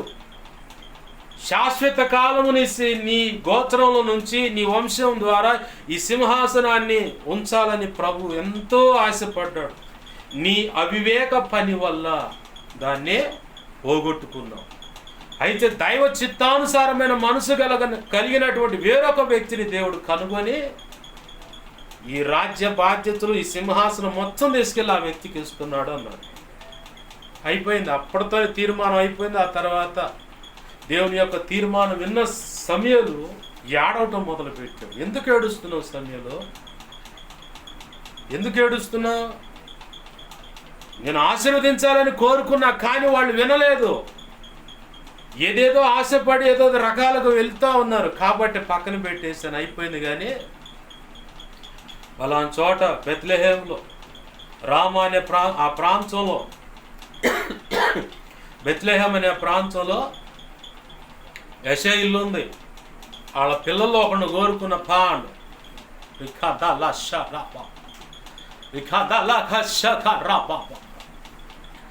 దేవుడు ఇక కాదన్నాడంటే నువ్వు ఎంత భజనలైనా ఉపయోగం ఉండదు. అయ్యా నాకు ఆ స్థానం కావాలి, నాకు ఆ ఆశీర్వాదం కావాలి, అయ్యో నాకు పరలోకం కావాలి, నువ్వు ఎంత భజనలాడు గీజుకొని గింజుకున్నా సరే ఆయన కాదనుకొని పక్కన పెట్టాడు. ఇక నీకు కేల్ కథం ఏమి లేదు. కామెడీగా రాహుల్ గాంధీ గారి యొక్క మాటను టాటా బాయ్ బాయ్ అయిపోయిందని చెప్పి అన్నట్టు ఇలా అట్టవాడుతున్నారు ఆ వాక్కులను. నీ పని కూడా ఇక అంతే. ఆ పరిస్థితి దాకా రాకూడదు. వచ్చిన తర్వాత నువ్వు ఎంత భజనలో ఉపయోగం లేదు. వెళ్ళాడు, 7 అన్నదమ్ములు చూశారు. 7 అన్నలు చూశాడు. మరి ఎవరిని ప్రభు నువ్వు కోరుకుందంటే ఇంకెంతమంది ఉన్నారు అడుగాడు. కడసారి వాడు ఒకడున్నాడు అనగానే ఆ పిలిపించను. అల్లంత దూరంగా వస్తుండగానే దేవుడు చెప్తా ఉన్నాడు, నేను కోరుకున్నవాడు ఇతడే అన్నాడు. Amen hallelujah. నువ్వు నన్ను ఎవరూ గుర్తించట్లేదు, నన్ను ఎందుకు అందరూ తొక్కి పెడుతున్నారు, నన్ను పక్కన పడేశారు, సంఘంలో కూడా పెద్ద గుర్తింపు లేదు, కుటుంబంలో గుర్తింపు లేదు, సమాజంలో నన్ను గౌరవించట్లేదు పో అని చెప్పని చండాలంగా ముఖాన్ని ఉయ్యకపోయినా ఆ రీతిగా నన్ను చూస్తున్నారు, నా ఎదుట మాట్లాడుతున్నారు, నాకు అసలు విలువట్లేదా అని చెప్పి నడుస్తున్నావా? నా ప్రభు పాదాలు పట్టుకో, ఖచ్చితంగా ఒకరోజు నీ తలెత్తుతాడు. ఆమేన్ హల్లెలూయా. ఖచ్చితంగా తలెత్తుతాడు ఆయన. నీ ప్రథమ శత్రువైన అపవాది నిన్ను కృంగదీయటానికి, మానసికమైన రోగంగా నిన్ను మార్చేయటానికి, అట్లా ఎందుకు నా బ్రతుకు చస్తే బాగుండని ఉరిపోసుకొని చచ్చేలాగా, విషం దాగి చచ్చేలాగా, ఇంకేదో చేసుకొని చచ్చేలాగా ఆహారం తినటం మానేస్తారు కొంతమంది. నాకుంది అలవాటు, చచ్చిపోదాం అనుకున్నప్పుడు నేను ఫైనల్గా చేర్చుకుంది రోగం వచ్చేదో చచ్చాడు అనుకుంటారని అట్లా అన్నమ్మ అనుకున్నా. అయినా జావనీల దేవుడు ఆయన అనాది సంకల్పంలో బట్టకు వచ్చాడు. ఆనాటి నుంచి ఆయన నాతో మాట్లాడుతూ వెనకాల పడి తిరుగుతూ ఉన్నాడు. దాన్ని గుర్తు చేసుకుంటాను ఓ పాట, ముద్దాడనీవయ్యా మెస్సయ్యా నీ చలువ చరణములు. ఈ పాట రాసుకుంది అదే. నా వెనకాల పడి తిరిగావు, నేనైతే కాళ్ళు నొప్పులని కూర్చొని బాధపడుతున్నా. మరి నా వెనకాల పడి నువ్వు తిరిగినప్పుడు నీకు కాళ్ళు నొప్పులు కొట్టలేదా? ఆ తిరుపతిలో 7 కొండలైన ఆయనకి ఉదయాన్నే ఉయ్యాల సేవ అని చెప్పని ఇసిన గారు విసురుతూ ఉంటారు. ఇయ్యే తలంపులు వచ్చినాయి. ఇట్లా లోక సంబంధమైన విగ్రహారాధన, ఆ దేవత దేవుళ్లకు ఇలా ఇసిన గారు ఇసురుతా కాళ్ళు పట్టని అనే భక్తులు ఏయో రాసుకున్నారు పాటలో. బైబిల్ చరిత్రలో నా కోసం నువ్వు తిరిగిన దాన్ని బట్టి నీ కాళ్ళు నిబ్బట్టి ఉంటాయి, ముద్దు పెట్టుకొని అయ్యా తనివి తీర కాళ్ళు వత్తని అయ్యా అంటే పట్టని అంటే కాళ్ళు వత్తని అయ్యని రాసిన వాళ్ళు లేరు. ఇది నేను రాయాలనుకున్నాను, నాకు అనుమతి ప్రభు అంటే. బైబిల్లో నుంచి 7 సందర్భాలు యేసు ప్రభు వారు నడిచిన విధానాన్ని చూపించి 7 చరణాలుగా ఆ పాట రాయించాడు. దేవునికి మహిమ కలుగును గాక. హల్లెలూయా. నా ప్రభు ఖచ్చితంగా నీ తలెత్తుతాడు. ఎక్కడ నిందించబడ్డావో, ఎక్కడ అవమానపరచబడ్డావో అక్కడే నిన్ను తలెత్తుకునేలా చేస్తాడు. నేనున్నా 4.5 సంవత్సరాలు ఈ పరిచర్లు ఇక్కడ నేను ఉండను. ఇక్కడ జరుగుతుంది చిలకలూరిపేటలో తండ్రి సన్నిధి శాలేంరాజు గారి దగ్గర సేవకులుగా తర్ఫీదిస్తున్నారంట. నేను పోతా అని చెప్పని అంటే నోరు మూసుకుని వాడే చెట్టు గలేడు మాకాడు. అదేంది ప్రభు వాళ్ళు అంతా వెళ్తున్నారు, నేను కూడా వెళ్తానంటే వాళ్ళు వెళ్తే వెళ్ళారులేగా, నువ్వు పోవటానికి లేదు, ఏడే ఉండు, ఇదే సంఘంలో ఇక్కడే ఉండాలి నువ్వు వాడు. విసుగు పుట్టినప్పుడల్లా ప్రార్థన చేసేవాడు నేను ఇక్కడ ఉండనని. మళ్ళీ మా అమ్మ అనేది అప్పుడప్పుడు ఎరే నిన్ను తొక్కి పడుతున్నారు వాళ్ళు కావాలని. ఒక ఆయన అట్ట మాట్లాడి చేసి తెచ్చిన తెప్పలమ్మ ఇప్పుడు కాలేదు, ఎట్నో దేవుడు కృపనిచ్చి ఇట్లా బతుకుతున్నావు, సేవకుల మీద నోరెత్తమాక వదిలేసి దేవుడు చూసుకుంటాడు. దావీదు నేర్పిన అనుభవం అన్నమాట ఇది. సౌలు దుర్మార్గంగా తరుముతున్నాడు చంపాలని నిర్హేతుకమైన ద్వేషంతో. కానీ దావీదు చేతికి దొరికినా కానీ మేనల్లుడు అంటాడు, యోబు రాజా దొరికాడుగా, ఒక్క దెబ్బ ఏటట్టు ఇసిరేస్తే ఒక్క దెబ్బతో ఏటంటే పొడుగ్గా ఉంటుంది, అది తీసుకొని ఒక్క దెబ్బతో పొడిస్తే అయిపోద్ది రాజా, సమస్య ఉండదంటే యెహోవా అభిషేకించిన వాడిని నేను ఎలా ముట్టుతాను? వస్త్రపు చెంగు సాక్ష్యానికి కోసినందుకే గుండె కొట్టుకొని భయపడ్డాడు దావీదు. అంటే ఈ ఉదంతంలో దైవజనులు ఏదో చేశారని కాదు, వాళ్ళు ఏ పొరపాట్లోనే వాళ్ళ అంతరంగానికి తెలియాలి. నాకైతే తెలియదు. నేను ఒకటే నమ్మా, పితరుల వల్ల వచ్చిన పొరపాటు నేను మళ్ళీ చేయకూడదు. ఆ కీడు కొట్టివేయబడాలి, ఆశీర్వాదకరంగా ఉండాలి, నా తర్వాత తరానికి నేను ఆశీర్వాదాన్ని పంచాలి. ఇదే గురి నాకు. ఈ గురితోనే ముందుకు వచ్చా. అసలు సేవ చేస్తానని కూడా నాకు నమ్మకం లేదు. నా ఉన్న స్థితిని బట్టి ప్రార్థన చేసుకుంటా బ్రతికితే చాలు, భావితరానికి ఆశీర్వాదం పంచితే చాలు. కానీ ప్రభు తెచ్చి సేవకుడిగా అభిషేకించాడు. ఆయన వాక్యాలు అందిస్తూ ఉన్నాడు, పాటలు రాయిస్తూ ఉన్నాడు. ఇప్పుడు కొత్తగా పుస్తకాలు 5 పుస్తకాలని ముందు పెట్టి ఒక పుస్తకం ప్రథమైనటువంటి ఏలియా బాగు చేసిన యెహోవా బలిపీఠం అని చెప్పని ఆ పుస్తకం రాయిస్తూ ఉన్నాడు. ఓ పక్క ఈ చెవులు వినపడవు, ఇట్లా అనుకోవాలా, ఈ చెవుల్లో వేళ్ళు పెట్టుకొని ఇట్లా అనుకుంటే కొద్దిగా వినపడుతుంది. ఏంది ఒక్కో సమయం దానికే బాగా వినపడుతుంది, ఒక్కో సమయం ఆటోమేటిక్గా అసలు ఏముండదు అన్నమాట. గుయ్యని ఈ చెవులో శబ్దం వినపడతానే ఉంటుంది. మరో పక్క దేవుని స్వరం వింటా, మరో పక్క దేవుడు చెప్పింది రాస్తా, జరుగుతూనే ఉంది దేవుని పని. దేవునికి మహిమ కలుగును గాక. హల్లెలూయా. నేను అనుకుంది ఏంటంటే ఆడ పడి ఉంటే చాలని, ఏడా బలిపీఠం దగ్గర ప్రార్థన చేసుకుంటూ ఉంటే చాలు అనుకున్నా. కానీ నేను ఊహించినటువంటి సేవా బాధ్యతలు అన్నీ అప్పచెప్పి జరిగిస్తూ ఉన్నాడు ఆయనే. ఆమేన్. హల్లెలూయా. నిన్ను ఎక్కడ అవమానపరిచారో, ఎక్కడ తృణీకరించారో, నీకు సంఘంలో తృణీకరించిన కాడే ఎక్కడ అని చెప్పంటే ఉన్నాయి. ప్రతి సంఘంలో ఉంటుంది, ప్రతి ఒక్కడికి ఉంటుంది. 2 తిమోతి పత్రిక 3:12 సద్భక్తి చేయను ఉద్దేశించిన వానికి హింస, శ్రమలు అనేవి, హింసలు అనేవి ఖచ్చితంగా ఉంటాయి. చాలా హింసింపబడతారని రాసి ఉన్నాడు. సద్భక్తి అంటే నువ్వు భక్తి చేస్తున్నప్పుడు పక్కనోడికి నచ్చదు, అంతకంటే ముందు శత్రువైన సాతానుగాడికి నచ్చదు. కాబట్టే నీ పక్కనే ఉంటారు, నమ్మకంగా నీతో ప్రేమగా మాట్లాడతారు, వాళ్ళు తీయాల్సిన గొయ్యి వాళ్ళు తీస్తారు. ఈ వ్యవహారాలన్నీ కూడా నేను ఎదుర్కొన్నా. ఆ వ్యవహారాలు ఎదుర్కొన్న దాంట్లోంచి అనేకమైన పాటలు కూడా దేవుడు ఆయన కృప ద్వారా వచ్చాయి. అయితే ఎక్కడ నేను నిన్నగాక మొన్న వచ్చి వీడేందిరా అన్న ఆ వ్యక్తుల మధ్యలోనే ఈరోజు సేవకుడిగా నిలబడి సిగ్గుతో వాళ్ళు తలదించుకునేలాగా నా ప్రభు నన్ను నిలబెట్టాడు. నేను నిలబెట్టడా? ఖచ్చితంగా నిలబెడతాడు. నువ్వు చేయాల్సిన పని ఏంటంటే నమ్మకంగా నువ్వు చేయాల్సిన భక్తి సాధన నువ్వు చేయి. దేవుని పరిచరిస్తుంది, నమ్మకంగా పరిచయం చేయి. ఎన్ని నిందలున్నా ఎన్ని అవమానాలున్నా నువ్వు నిలబడాడ, మిగతా అన్ని ఆయన చూసుకుంటాడు. ఆమెన్, హల్లెలూయా. ఏం చేయకుండా, ప్రార్థన లేకుండా, వాక్యం లేకుండా, ఆయన ఎదుట నమ్మకంగా బ్రతకకుండా మొత్తం ఈడ్చి తన్ని అవతాల పడేసేది. అలిగినప్పుడు పిల్లలు పళ్ళాలు ఇసిరేస్తారు. మొగుడు మీద భార్య మీద మొగుడు అలిగినప్పుడు కూడా పళ్ళాలు ఎగిరి పడతాయి, లేదంటే వాళ్ళ నెత్తి మీద పడతాయి. ఈ టైపు కాదు. నువ్వు అక్కడ నిలబడాలా. అక్కడే నీ పట్ల దేవుని ప్రణాళిక ఉన్నప్పుడు అక్కడే తర్ఫీదు ఇస్తాడు. ఒక వ్యక్తిని ఓర్చుకోవటమైన, సహించటమైన, సేవ చేయాలంటే నిన్ను బాగా నలుపుతున్నాడంటే ఒకటే, ఓర్పు నేర్పడానికి, సహించడానికి. ఒక వ్యక్తిని నువ్వు సహించాలా. పాపాన్ని సహించడానికి ఒప్పుకోడు దేవుడు. పాపాన్ని ఖండిస్తాడు మొఖమాట లేకుండా. కానీ ఎలాగైనా ఆ పాపిని రక్షించుకోవడానికి సహించే అనుభవాన్ని కూడా ఇస్తాడు. ఈ రావాలంటే ఇక నలుగుడు ఉంటుంది ఖచ్చితంగా. ఆ పరంపరలోనే సౌలు తరుముతున్నా దావీదు మౌనంగా సహించి దేవునికి అప్పజెప్పి వచ్చాడు. అలా అలా రాజ్య పరిపాలన బాధ్యతల విషయంలో తర్ఫీదు పొందాడు. అర్థమవుతుందా? ప్రభునందు ప్రియమైన దేవుని బిడ్డలారా గమనించండి. దావీదు ఎక్కడో ఉన్న వ్యక్తిని తీసుకొని వచ్చి దేవుడు తన ప్రణాళికలో నిలబెట్టి గొలియాతును చంపించాడు. అక్కడి నుంచి వ్యసనం మొదలైంది. విషపు చూపు నిలిపాడు. సొంత మామ, పిల్లనిచ్చిన మామ.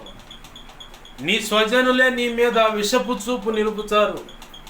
అలా అని చెప్పని వాళ్ళు శత్రువులు కాదు, నిన్ను సరిచేయటానికి. ఎక్కడ అతిశయించిపోకుండా, ఎక్కడ కూడా మిడిమిడి జ్ఞానంతో నాకు అంతా తెలుసు అనుకోకుండా, ఎప్పటికప్పుడు దేవుని మీద ఆధారపడి ఆయన కృప కోరుకుంటూ, ప్రతి విషయంలో ఆయన ఆలోచన తీసుకొని ఆయనతో మాట్లాడి అడుగులు వేయటం. మాట్లాడతామంటే ప్రార్థన చేసి అడుగులు వేయటం. ఈ క్రమంలో ఆర్థిక ఇబ్బందులు కూడా అనుమతిస్తాడు. ఈ క్రమంలో అనారోగ్య కారణాలు కూడా అనుమతిస్తాడు.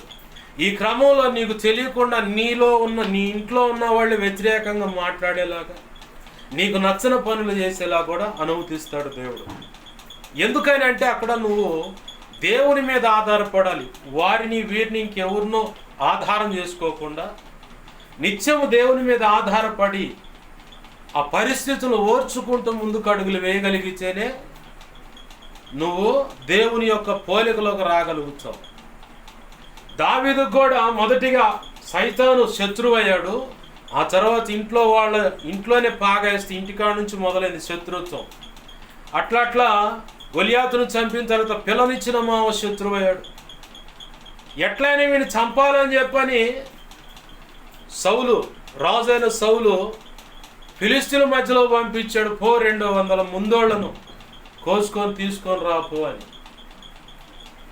ముందోళ్ళు అనే దానికి అర్థం ఏంటంటే మర్మాంగం యొక్క ముందున్నటువంటి ఆ చర్మం, అదే సున్నతి అన్నాం కదా. ఆ పురుషాంగం పైన ఉన్నటువంటి ఆ చర్మాన్ని కోసుకురావాలి, సున్నితమైన ఆ చర్మాన్ని. దాన్నే ముందోళ్ళు. 200 మందిని చంపి 200 మంది యొక్క ముందోళ్ళు కోసుకొని తీసుకురావాలి దావీదు. చెప్పిన దానికంటే ఇంకా ఎక్కువ చేసుకొని వచ్చిండు ఆయన. ఓయమ్మో, వీడు సామాన్యుడు కాదు. ఫిలిస్తీయులు ఎంతో దుర్మార్గులు అనుకుంటే అట్లాంటి వాళ్ళకే కరెక్ట్గా బుద్ధి చెప్పి 100 అడిగితే 200, లేదా 200 అడిగితే 300 అన్నట్టుగా చెప్పిన దానికంటే అధికంగా ముందోళ్ళు కోసుకొని తెచ్చాడు. అయినా సరే దేవుడు దావీదుకు తోడై ఉన్నాడన్న సంగతి విషయమై సౌలుకు అర్థమై భయపడి కూడా మళ్ళీ ఏదన్నా అవకాశం దొరికితే దావీదును చంపాలా, ఈ రాజ్య బాధ్యతలు అతనికి అందకుండా చేయాలా. ఈరోజు నీ ఆశీర్వాదాన్ని నీ వాళ్ళే, నీ బంధువులు ఎవరో ఒకరు చెడగొడటానికి ప్రయత్నం చేస్తూ ఉంటారు. కారణం ఏంటంటే అపవాది వాళ్ళను ప్రేరేపించి వాళ్ళను వాడుతున్నాడు. నీ ఆశీర్వాదాన్ని ఒకవేళ నీవు వెళుతున్న సంఘ కాపరే అడ్డగించి ఆపుతా ఉండొచ్చు. కొన్ని సంఘాల్లో నేను చెప్పాలా, మర్యాదగా నువ్వు కూర్చొని వినాలి, అంతమటికే. దేవుడు నన్ను సేవకు పిలుస్తున్నాడు, సేవకు వెళ్ళమంటున్నాడు, సేవ చేయమంటున్నాడంటే అదంతా అపవాది ప్రేరణలే కానీ నోరు మూసుకొని కూర్చో అని చెప్పనేవాళ్ళు ఎక్కువ. 99% ప్రపంచవ్యాప్తంగా ఉన్న సంఘాలలో జరుగుతున్న తంతు ఇదే. మై బోల్నా బయటకు వస్తున్నాయి అంతే. నేను చెప్పాలా, నువ్వు కూర్చొని నోరు మూసుకొని వినాలా. సేవ అది ఇదని ఎగస్టాల్ చేస్తే ఇంక నిన్ను పక్కన పెడతారు, చొక్కుతూ ఉంటారు అన్నమాట. దైవజనుడు ఒబిరాయ్ గారు ప్రభురాత్రి భోజన రహస్యం అనే ఆ పుస్తకంలో మాట రాశాడు ఆయన. పల్లెటూరు కాబట్టి మాకు అది ఆయన రాసిన మాట కూడా అదే. పల్లెటూరులో ఎండాకాలము ఒక చెట్టు కింద ఒక నడుములోతు గుంత తీస్తారు, దాన్ని చలమ అంటారు. దాంట్లో నీళ్లు పడతాయి. ఆ నీళ్లు పాసి పట్టకుండా చిన్న చిన్న కప్పలు అనే రాకముందే జాగ్రత్తగా తాగుతారు. తర్వాత వాటిని ఏం చేస్తారంటే తేడా పడుతుంది అనుకున్నప్పుడు తోడి పోస్తారు. ఒక చిన్న డబ్బా పెడతారు ఆడ, గేదెలకు మనుషులకు నీళ్లు తాగటానికి. ఆ పక్కన భూమిలోనే ఒక చిన్న గుంతలాగా చేసి వాటికి నీళ్లు తాగటానికి. మేము అలా చేసాం, మాకు తెలుసు కానీ చదువుతున్నాం. అలా నీళ్లు ఎత్తి పోస్తేనే కొత్త నీరు ఓటొచ్చుద్ది, అది స్వచ్ఛంగా ఉంటుంది. దీన్ని ఎందుకు పోల్చాడంటే సంఘంలో ఉన్న వ్యక్తులను ప్రయోజకరమైన పాత్రలుగా చేసి ముందుకు పంపిస్తే వాళ్ళు వెళ్ళి సంఘాలు కడతారు, ఆత్మలు సంపాదిస్తారు. వాళ్ళు వచ్చి సంఘంలో చేర్చబడతారు. అంతా మొత్తం ఒక సమూహం అయింది. తద్వారా దాన్ని బట్టి సంఘము క్షేమాభివృద్ధి పొందిందని గుర్తించగలుగుతాం.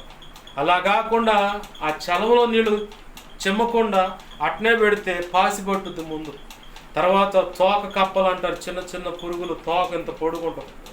అయ్యి కాస్త ఇక ఉడుకు కప్పలు వస్తాయి, నీళ్ళల్లోనే ఉంటాయి. ఇక ఎచ్చంగా పెద్ద పెద్ద కప్పలు అంటారు, ఇక మండర కప్ప అంటారు దాన్ని. అవి చిన్నవి ఉంటాయి. ఎడ నుంచి ఆడ చెంగుమని ఒక పర్లాంగు దూరం, ఒక బారెడంత దూరం ఎగురుద్ది ఒక్కసారి. అది నీళ్ళున్నా కాడే ఉంటుంది, నీళ్లు లేకపోతే అది ఉండదు. చిన్నగా చెల్లు నీళ్ళు ఎత్తుక్కొని పోతుంది. అట్లాంటి కప్పలు వస్తాయని చెప్పాడు. అంటే దైవ చిత్తానికి వ్యతిరేకమైనటువంటి కప్ప. అంటే ప్రకటన గ్రంథంలోకి వెళితే సముద్రంలో నుంచి అపవాది యొక్క దూతలని కప్పలు వస్తాయి బయటికి. అలాంటి దురాత్మలు కూడా బట్టి చిన్నగా ఇక ఏముందులే అని చెప్పని ఏ ఎదుగు బొదుగు లేకుండా మరగుజ్జుల్లాగే కట్టనే పడి ఉంటారు. ముందు బయటికి నెట్టాలి, వాళ్ళు బయటికి నెట్టాల. సౌలు అనే రాజు ఏం చేశాడంటే దావీదుని ఎలాగైనా సరే అణిచివేయాలి, అసలు ఈయన లేకుండా చేయాలి. వీడున్నా కానీ సంవత్సరం తలకాయ నొప్పి, రాజ్యం అంతా తీసుకుంటాడు, అందరూ ఆడి వైపే తిరుగుతున్నారు. ఎట్లన్నా వీళ్ళు లేకుండా చేయాలని చూసి ఎవరు పోయారు? వేమన శతకంలో అట్టుకుంటే ఒక మాట ఉంది, ఎవడు తీసిన గోచులు వాడే పడతాడు సుమతి శతకం. బైబిల్లో కూడా యేసు ప్రభు వారు చెప్పాడు, నువ్వు ఏం విత్తుతావో అదే పంట కోస్తావని. ఒకటి ప్రాణ నష్టాన్ని కోరావా, నీకు కూడా అదే ప్రాణ నష్టం వస్తుంది. ఒకటి పతనాన్ని కోరావా, నీకు తెలియకుండా నువ్వు కూడా పతనం అవుతావు. సామెతల గ్రంథంలో మాట ఉంది, వ్యసనం వలన ఎముకలు కుళ్ళు వస్తుందట. ఎముకల్లో నుంచి రోగం వచ్చేది కూడా. ఏ రోగమైన ఎముకల్లో నుంచి దానిలో బలం లేకపోతే ఇక ఆటోమేటిక్గా రోగాలు మొదలవుతాయి. వ్యసన పడటం వల్ల ఎముకల్లో కుళ్ళు వస్తుంది. ఆ కుళ్ళు వల్ల ఇక అనారోగ్యం, గందరగోళం. సామెతలు 3వ అధ్యాయంలో కూడా ఒక మాట ఉంది, నీ ఎముకలకు స్వస్థతను పుష్టిని ఇచ్చేవాడు ఆయన అని చెప్పారు. ప్రభునందు ప్రియమైన దేవుని బిడ్డలారా గమనించండి, ఫిలిష్తీయులు ఒక కోణంలో శత్రువు అయితే మరొక కోణంలో పిల్లనిచ్చిన మామ శత్రువు అయితే దావీదుకి. అంతకంటే ముందు ఇంట్లోనే కుటుంబంలోనే అపవాది గుడారం వేసి వాళ్ళ మొత్తాన్ని వాడాడు. ఈ దావీదు అనేవాడు రాజు సింహాసనం ఎక్కకుండా ఆపాలి. రాజు సింహాసనం ఎక్కిన తర్వాత కూడా బెర్షెబా అనే స్త్రీ పాపాన్ని వాడాడు. తర్వాత ఉరియా అనే రక్తాపరాధాన్ని కూడా వాడాడు అపవాది. ఆ కోణంలో దేవుడు శిక్షించినప్పుడు 9 బిడ్డలను పోగొట్టుకున్నాడు. ఆ నలుగురిలో ఒకడు అబ్షాలోం దావీదును చంపటానికి, సింహాసనం విషయంలో చంపటానికి తరిమితే, అహితోపేలు అనేవాడు ఈ ఉరియాకు దగ్గర బంధువు, బెర్షాబాకు కూడా దగ్గర బంధువు. నా ఇంటి పిల్లని వీడు పాడు చేస్తాడు అని చెప్పని పగబెట్టుకుని ఎట్లయినా సరే అవకాశం దొరికింది, అదును చూసి వాడుకోలేదని అవకాశం అని అబ్షాలోము దొరికాడు, వాడాడు. కానీ దావీదు యొక్క ముఖ్య స్నేహితుడుండి నేను కూడా వస్తాను అని దావీదు అంటే అడవిలో పారిపోతున్నప్పుడు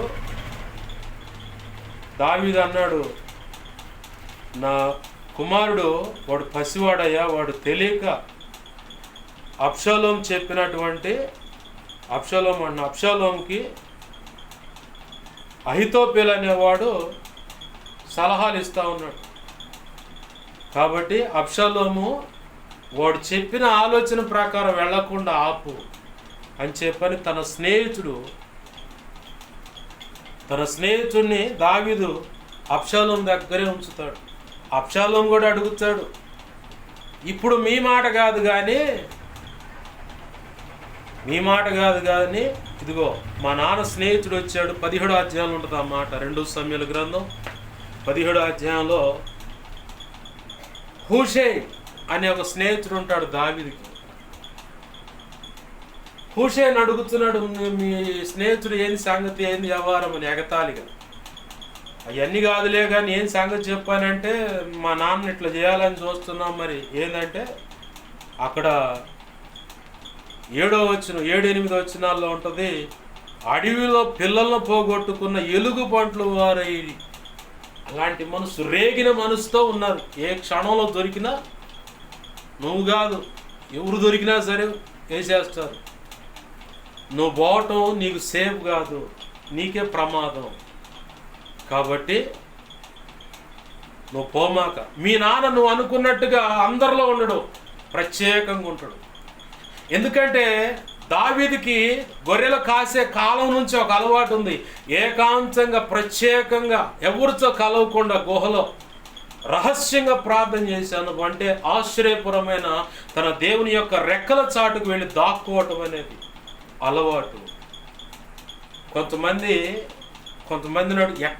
ఎట్ట చేయాలరా వాళ్ళని, ఎంత ప్రయత్నం చేస్తున్నా, ఎన్ని మంత్ర ప్రయోగాలు చేస్తున్నా, ఏ రకంగా స్కెచ్ చేసినా కానీ అక్కడి నుంచి వాళ్ళని ఖాళీ చేయించడం కుదరట్లేదు. వాడిని ఎట్లయినా సరే ఆ కుటుంబాన్ని పతనం చేయాలన్న, ఇళ్లలో మరణం జరగాలని ప్రయత్నం కుదరట్లేదంటే పక్కన ఎవడో ఒకడు ఇచ్చాడు, ఆ మాంత్రికులు ఎవడో ఒకడు ఇచ్చాడు సలహాలు, ఎవరితో పెట్టుకోరా బాబు, వాళ్ళతో పెట్టుకోమాక, మీకే వస్తుంది నాశనం, కీడు మీకే వస్తుంది. కానీ ఒకవేళ తేడా పడి ఇల్లు ఊడిసేయాల్సి వస్తుంది రా బాయ్, ఇంటిలో పోయి సస్తారా, జాగ్రత్త.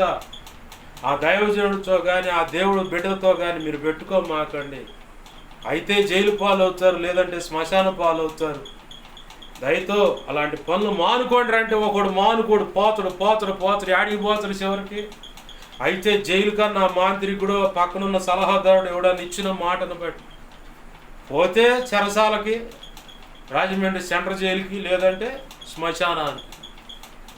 ఈ రెండింటికి పోతారు. వాడు ముందే చెబుతాడు. ఇక్కడ హోషే కూడా చెప్తున్నాడు అబ్షాలోంతో, మీ నాన్న దగ్గర ఉన్నవాడు సామాన్యులు కాదు. అడవిలో పిల్లలను పోగొట్టుకున్న ఎలుగుబంటికి దొరికితే మనిషిని పంజాతో కొట్టిద్దనమాట. శ్వాస నిశ్వాసలు అనేవి జరిగాయా దాని ముందు? ఎలుగుబంటిని చూడంగానే వాడు ముందుగానే చచ్చినోడిలాగా పడిపోతారు. కారణం ఏంటంటే ఎలుగుబంటి నీ ముక్కులోంచి వచ్చేటువంటి ఆ గాలి, శ్వాస నిశ్వాస అంటే ఊపిరి తీసుకోవటం వదలటం, ఇది పసిగట్టిందా ఇడు బతికే ఉండని చెప్పని తల మీద కొట్టుద్ది. అది పంజాతో వెనకమాల చిన్న మెదడు మీద కొట్టుద్ది, ఒక్క దెబ్బతో చంపుద్ది అనమాట. సింహానికైనా పులికైనా పంజాతో కొట్టడం, అలాగే ఎలుగుబంటికి కూడా పంజాతో కొట్టడం అనమాట. అట్లా రేగిన మనసుతో ఉన్నారు ఆయన పక్కన ఉన్నోళ్ళు. పెట్టుకోమాకండి, తేడా పడతారని చెప్పారు. ఈ అహితోపేలు అనేవాడు చెప్పిన పని ఆ సలహా నెరవేరలేదని కొంతమంది ఉంటారు. నీ మీద ఏదో కీడు ఎంచితే ఆ కీడు జరగలేదని చెప్పని ఇంటికి పోయి పట పళ్ళు కొరుకుతూ ఉంటారు. ఎట్ట చేయాలి ఏందని చెప్పాడు. ఏమీ చేయలేరు. చివరికి అహితోపేలు అనేవాడు ఆ 17 అధ్యాయాలను చూస్తే చెట్టు పక్క ఇంటికి పోయి అన్ని ఎవరికి వాళ్ళకి బాధ్యతలు అప్పచెప్పి ఉరిపోసుకొని చచ్చాడట. నీ మీద ఎవడైతే కీడించుతాడో వాడికి కూడా అదే గతి పట్టుద్ది. మొర్దెకైని బట్టి యూదుల మొత్తాన్ని చంపాలన్న హామానుకు పట్టిన పరిస్థితి ఏంది? రే పెద్ద ఎత్తు ఉరికోయి చేయండి రా, ఈరోజు ఏం చేయాలా మొర్దెకై అనేవాడిని, ఆ జాతి మొత్తాన్ని లేకుండా చేయాలరా అని చెప్పాను. చివరికి ఆడికి పోయిండు. మొర్దెకై ఏమో రాజవస్త్రాలు తొడిగించబడి రాజుగారి గుర్రం మీద ఊరేగింపబడి సన్మానించబడ్డాడు. ఎస్తేరు 3 రోజులు ఉపవాస ప్రార్థన బట్టి దేవునితో ప్రార్థన చేసుకొని రాజు దగ్గర పోతే ఒకడు ఇలా కీడు చేస్తున్నా అంటే ఎవరు ఏంటి అని చెప్పంటే ఇదిగో ఈడే పక్కనే ఉండనమాట. అనంగానే పక్కనున్న భటులు చెబుతున్నారు, నిజమేనయ్యా వీడు పక్క స్కెచ్ చేసి ఉరికోయి కూడా సిద్ధపరిచిందంటే అయితే ఈయన దేశపోయి ఆ ఉరికోయికి ఉరిదీయన. ఎవడు నీ విషయంలో గొయ్యి తవ్వుతాడో, ఒకవేళ నీ ఇంట్లో ప్రాణ నష్టం జరిగిందని బాధపడుతున్నావు, వాడింట్లో మొత్తం వల్లకాడికి అప్పచెబుతాడు దేవుడు. నీతి మంతుల్ని ముట్టకూడదు, ఒకవేళ ముట్టాడా ఇక వాడి ఇల్లు పతనానికేగా, ఏం మార్పు ఉండదన్నమాట. దావీదు ఇలాంటి అనేక శ్రమలు కేయిలా పట్టణంలో ఎన్నో మేలు చేశాడు, కానీ కృతజ్ఞత లేక సౌలుకు అప్పచెప్పాలని ప్రయత్నం చేశారు. కొంతమంది నీ విషయంలో కూడా ఒకవేళ నమ్మకంగా ఉంటారు, చాలా జాగ్రత్త. ఇప్పుడు నేటి సమాజం ఎలా ఉందంటే నీకే నీళ్లు పోస్తున్నట్టు పాలు పోస్తున్నట్టు నమ్మకంగా మాట్లాడుతారు. సమాచారం అంతా గ్యాదర్ చేసుకొని పోయి అవతల వ్యక్తులకు ఇస్తూ ఉంటారు. అందుకే మీకా గ్రంథం 7వ అధ్యాయం 5వ వచనంలో చెప్పింది, స్నేహితుడిని నమ్మొద్దు, ముఖ్య స్నేహితుడిని నమ్మొద్దు, నీ కౌగిట పరుండు దాని ఎదుట నీ పెదాలు కాపెట్టమంటే ఆ ముగ్గురే కాదు, నీకు పలానోడు తేడా అనుకున్నప్పుడు నువ్వు నమ్మకుండా జాగ్రత్తగా ఉంటామే. ఫలానా వ్యక్తి ఇలా మాట్లాడుతున్నప్పుడు ఇది అవుతుందంటే ఆ వ్యక్తి ముందు నీ మాట జాగ్రత్తగా ఉంచుకోవాలి. అది తల్లి కావచ్చు, తండ్రి కావచ్చు, అక్క కావచ్చు, చెల్లి కావచ్చు, తమ్ముడు కావచ్చు, అన్న కావచ్చు, బంధువులు కావచ్చు, ఇరుగు పొరుగు వారు కావచ్చు, ఎవడైనా సరే. ఒక స్నేహితుడు ముఖ్య స్నేహితుడే కాదు, అక్కడ ఇంకా చాలా మందిని చేర్చుకోవచ్చు. ఒక కౌగిట పరుండేటువంటి భార్య విషయంలోనే కాదు, ఇంకా మిగతా వాళ్ళ విషయంలో కూడా వీడితో చాలా జాగ్రత్తగా, ఈమెతో చాలా జాగ్రత్తగా మాట్లాడంటే జాగ్రత్తగా మాట్లాడుతూ సర్దుకోవటం. ఇలాంటి అనేక రకాల ఇరుకు ఇబ్బందుల నుంచి దేవుడు తన మహా ఉచిత కృపను బట్టి దావీదును తప్పించాడు. ఆమెను హల్లెలూయా. అలా తప్పించిన దాన్ని బట్టి పైన రాసినటువంటి మాట ఏంది? గృహవగాన ప్రతిష్ట జ్ఞానం. గృహాన్ని ఎలా ప్రతిష్ఠించుకోవాలో దానికి అవగాహన కలిగేటువంటి ఒక పాట ఇది. గృహం అంటే ఏంది? కొరింథీ పత్రికలో పౌలు భక్తుడు చెప్పినట్టుగా నీ దేహం కూడా దేవునికి గృహమై ఉంది, నీ హృదయం కూడా దేవునికి గృహమై ఉంది, నీ ఇల్లు నీ కుటుంబం కూడా దేవునికి గృహమై ఉంది, సంఘం కూడా దేవునికి గృహమై ఉన్నది. అయితే అనేక రకాల ఇరుకు ఇబ్బందులు ఈ విషయాల్లో వస్తూ ఉన్నాయి. దేహానికి కావచ్చు, అనారోగ్య కారణాలు. ఇక్కడ రాయబడిన మాట మొదటి తర్వాత రాసిన మాట ఏంటంటే 3వ వచనంలో, పాతాళంలో నుండి నా ప్రాణమును గోచిలోనికి దిగకుండా నీవు నన్ను బ్రతికించావు. పాతాళం అంటే అపవాది నిన్ను ఎలాగైనా సరే శ్మశాన భూమికి అప్పజెప్పడానికి ప్రయత్నం చేస్తూ ఉంటాడు. దేవుని సంకల్పం నీ ద్వారా నెరవేర్చబడకుండా ఉంటుంది. ఈ దేహం అనే గృహానికి ఏదో ఒక వ్యాధిని అనుమతిస్తారు. ఆ కింద వచనం చూస్తే, నీకు మొరపెట్టగా నన్ను స్వస్థపరిచితివయ్యా. ఆధ్యాత్మిక అనారోగ్యం కలుగు చేస్తాడు మొదటిగా. అక్కడ వల్ల కాలేదనుకుంటే శరీరానికి అనారోగ్యాన్ని కలుగు చేస్తాడు. ఇక దేవుని పాదాలు పట్టుకొని మొరపెడుతుంటే ఇక ఆయన అయ్యా అయ్యా అయ్యా అని బతిలాడుతుంటే ఇక ఆయన స్వస్థపరచడానికి కూర్చుంటాడు. పాతాళానికి అంటే 18వ కీర్తన 4-5 వచనాలు, పాతాళం యొక్క పాశములు, మరణం యొక్క పాశములు అంటే, పాశము అంటే తాడు లేదా పెద్ద మోకు అని అర్థం. ఎట్లయినా సరే నిన్ను శ్మశాన గోతికి అప్పజెప్పాలి, దేవుని యొక్క దయా సంకల్పం నెరవేర్చబడకుండా. కరోనా టైంలో ఎక్కువ మంది దైవజనులను చంపింది ఎలానో తెలుసా? వీళ్ళు వాడిన మౌత్ వాళ్ళకి, వాళ్ళు వాడిన మౌత్ వీళ్ళకి రావటం వల్ల ఆ కరోనా ఎఫెక్ట్తో చాలామంది దైవజనులు అర్ధాంతరంగా చనిపోయిన వాళ్ళు ఉన్నారు. ఈరోజు దేవుని సంకల్పంలో చాలామంది ఉన్నారు. అలా ఉన్న వాళ్ళని అనేక రకాల మరణ పరిస్థితి, పాతాళ పరిస్థితి, వ్యభిచారం అనేది కూడా పాతాళం గోతికి తీసుకువెళ్తుందని సామెతల గ్రంథం సాక్ష్యం ఇస్తుంది. అక్రమ సంబంధాలు, దైవజనుల మీద పక్కాగా స్కెచ్ చేసి ఆడవాళ్ళను ఉసిగొలుపుతారు. దైవజనుల మీద పక్కాగా స్కెచ్ చేసి ఆడపిల్లను ఉసిగొలుపుతారు.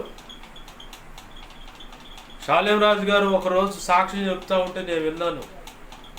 చాలా చక్కగా ఉండేటువంటి ఒక అందమైన అమ్మాయిని మాట్లాడి ఆ ప్రాంతంలో నచ్చనటువంటి వ్యక్తులు, దైవజనుడు ఏకాంతంగా మందిరంలో వెళ్ళి ప్రార్థన చేసుకుంటా ఉంటే ఏమి అన్నీ ఓడదెత్తా ఉందంటే, ఒంటి మీద ఏమి లేకుండా గమనించి కూడా మౌనంగా తన ప్రార్థన తను చేసుకుంటా ఉంటే, ప్రార్థన అంతా ముగించిన దాకా ఇంకా మంచి దిగంబరంగా ఏమి లేకుండా అంతే ఉంది.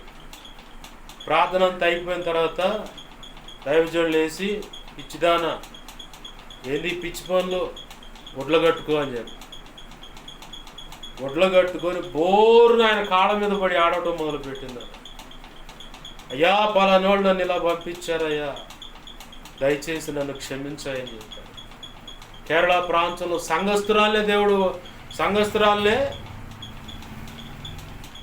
కొంతమంది మతోన్మాదులు బెదిరించి, లేదా నీ ఫ్యామిలీ మొత్తాన్ని లేపేస్తామని బెదిరించి ఆ అమ్మాయి చేత దైవజుడికి ఫోన్ చేయించి ఇంట్లోకి రానిచ్చారు. తల దిక్కు ఉన్నారు, కళ్ళల్లో కారం కొట్టారు.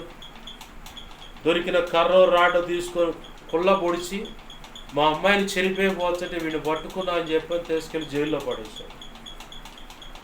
దైవజనుల మీద వేసే స్కెచ్లు ఇవి.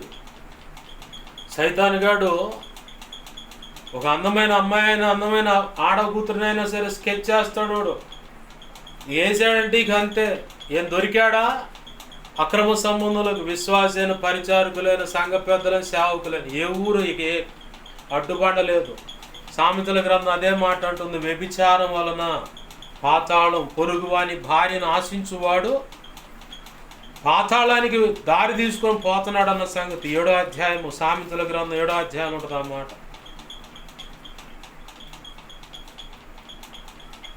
పొరుగువాని భార్యను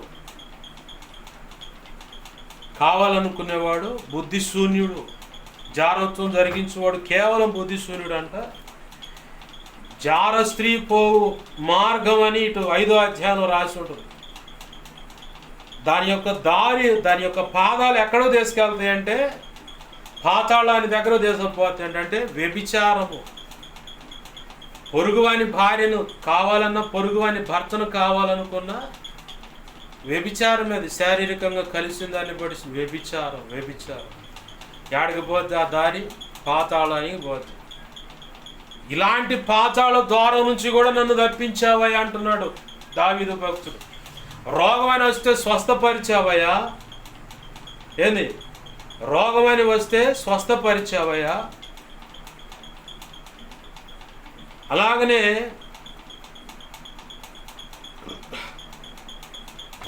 రోగమని వస్తే స్వస్థపరిచావు. ప్రతి విషయంలో ఒకవేళ నువ్వు ఏదన్నా ఇరుకు ఇబ్బందిని బట్టి, నేను ప్రభు కృపను బట్టి ఇప్పుడు జ్ఞాపకం చేసిన ప్రతి మాటలో ఎదురవుతున్న ఇరుకు ఇబ్బందిని బట్టి ఖచ్చితంగా కన్నీరు అనేది విడుస్తావు. కన్నీటి ప్రార్థనతోనే బతిమలాడుతూ, అయ్యా నా పిల్లగాడు వల్ల కావట్లేదు, వాడు దరికి రావట్లేదు, అయ్యా నా కూతురు సరిగ్గా రావట్లేదు, ఒక మార్గంలోకి రావట్లేదు అయ్యా అని. నా భర్త ఎప్పుడు మారుతాడో అర్థం కావట్లేదు, నా భార్య మారుతుందా లేదా, మా అమ్మ సరైన మార్గంలోకి వస్తుందా లేదు, ఏం అర్థం కావట్లేదు, ఎటుపోతుందో మా కుటుంబం అని. అయ్యో ఈ సేవా పరిచర్య ఏమైపోద్దు అని చెప్పని ఎంత ప్రార్థన చేసినా వర్ధిలత రావట్లేదు, ఆత్మలు రక్షించబడతలేదు, రక్షించబడ్డవాడుగా ప్రయోజకరమైన పాత్ర కావట్లేదు, ఎవడు దారి వాడిది అయినట్టు ఉంది. ఏంది ప్రభు అని చెప్పని ఏడవన సేవకుడు సేవకురాలు ఉండరు. అయితే ప్రభు అంటున్నాడు, ఈ సమస్త పరిస్థితుల్లో నుంచి కూడా నన్ను బయట వేసావు, శత్రువు నుంచి బయట వేసావు, పాతాళం నుంచి బయట వేసావు, అనారోగ్య కారణాన్ని బట్టి బయట వేసావు, ఎప్పుడు జరిగిందంటే ఆయన పాదాలను ఆశ్రయించి మొరపెట్టి కన్నీరు విడిచినప్పుడు దేవుడు అద్భుతం చేశాడని భక్తుడు తన సాక్ష్యం తను ఇస్తా ఉన్నాడు. తన దేహం అనే పరిశుద్ధత విషయంలో, దేవుని తన హృదయంలో కొలువు చేసుకొని సంతోషించే విషయంలో కూడా ప్రభు కృపనిచ్చాడని దావీదు భక్తుని ద్వారా సాక్ష్యం ఇస్తూ ఉన్నాడు. ఈ సమస్త కారణాలను బట్టి ఆయన అంటున్నాడు, నిన్ను నా ప్రాణం మౌనంగా నుండక నిన్ను కీర్తించున్నట్లు. ఇంక ఇన్ని మేలు చేస్తే దేవుడు మౌనంగా ఎలా ఉండగలుగుతారు? మౌనంగా ఉన్నామంటే ఇక అసలు మనం చచ్చిపోయిన వాళ్ళ లెక్కే. దేవుడు నీ జీవితంలో ఏదైనా మేలు చేశాడా? నీ కోసం ప్రార్థన చేసిన దైవజనుడు ఎవరైనా కావచ్చు. అయ్యా దేవుని ఎదుట ప్రార్థన చేసుకున్నప్పుడు దేవుడు ఇలా సహాయం చేశాడని సంఘంలో సాక్ష్యం ఇవ్వు. లేదా నీకు ఇంకా స్తోమత ఉంటే సమాజ కూటం ఒకటి, వీధి కూటం పెట్టి కృతజ్ఞతగా దేవుడు మా జీవితాలు మేలు చేశాడని సాక్ష్యం ఇవ్వు. అయ్యన్ని వదిలిపెట్టి వాటన్నిటిని పక్కన పెట్టి అరే అరే రే రే రే మొత్తం ఓ పక్కన దాన్ని పెట్టి ఎవడు దారి వాడిది. ఇంక దేవుడిని మయంపరిచేది ఎప్పుడు నువ్వు? దేవుడు మా జీవితాలు ఇంత గొప్ప కార్యం చేశాడని చెప్పగలిగేది ఎప్పుడు నువ్వు దాచిపెట్టుకుంటావన్నీ? ప్రభు చిత్తమైతే రేపు వచ్చే బుధవారం ప్రత్యేకంగా కృతజ్ఞత కూటమి అనేది ఏర్పాటు చేయాలని ఆశపడుతూ ఉన్నాను. ప్రభు కృపనివ్వాలి, ప్రార్థన చేయండి. దేవుడు ఖచ్చితంగా సహాయం చేస్తాడు. వీధిలో బజార్లోనే కూటం, దేవుడు కృపనివ్వాలి, చక్కగా కూటం జరిగించాలని మీరందరూ ప్రార్థన చేయండి. 2 కారణాలు ఉన్నాయి. ఆ 2 కారణాల్లో ఒకటి, దేవుడు మా జీవితాల్లో మేళ్లు చేసి ఇప్పటి వరకు ఆయన రెక్కల చాటున భద్రపరిచి, నా విషయంలో అయినా, తల్లి విషయంలో అయినా, తోడబుట్టిన వారి విషయంలో అయినా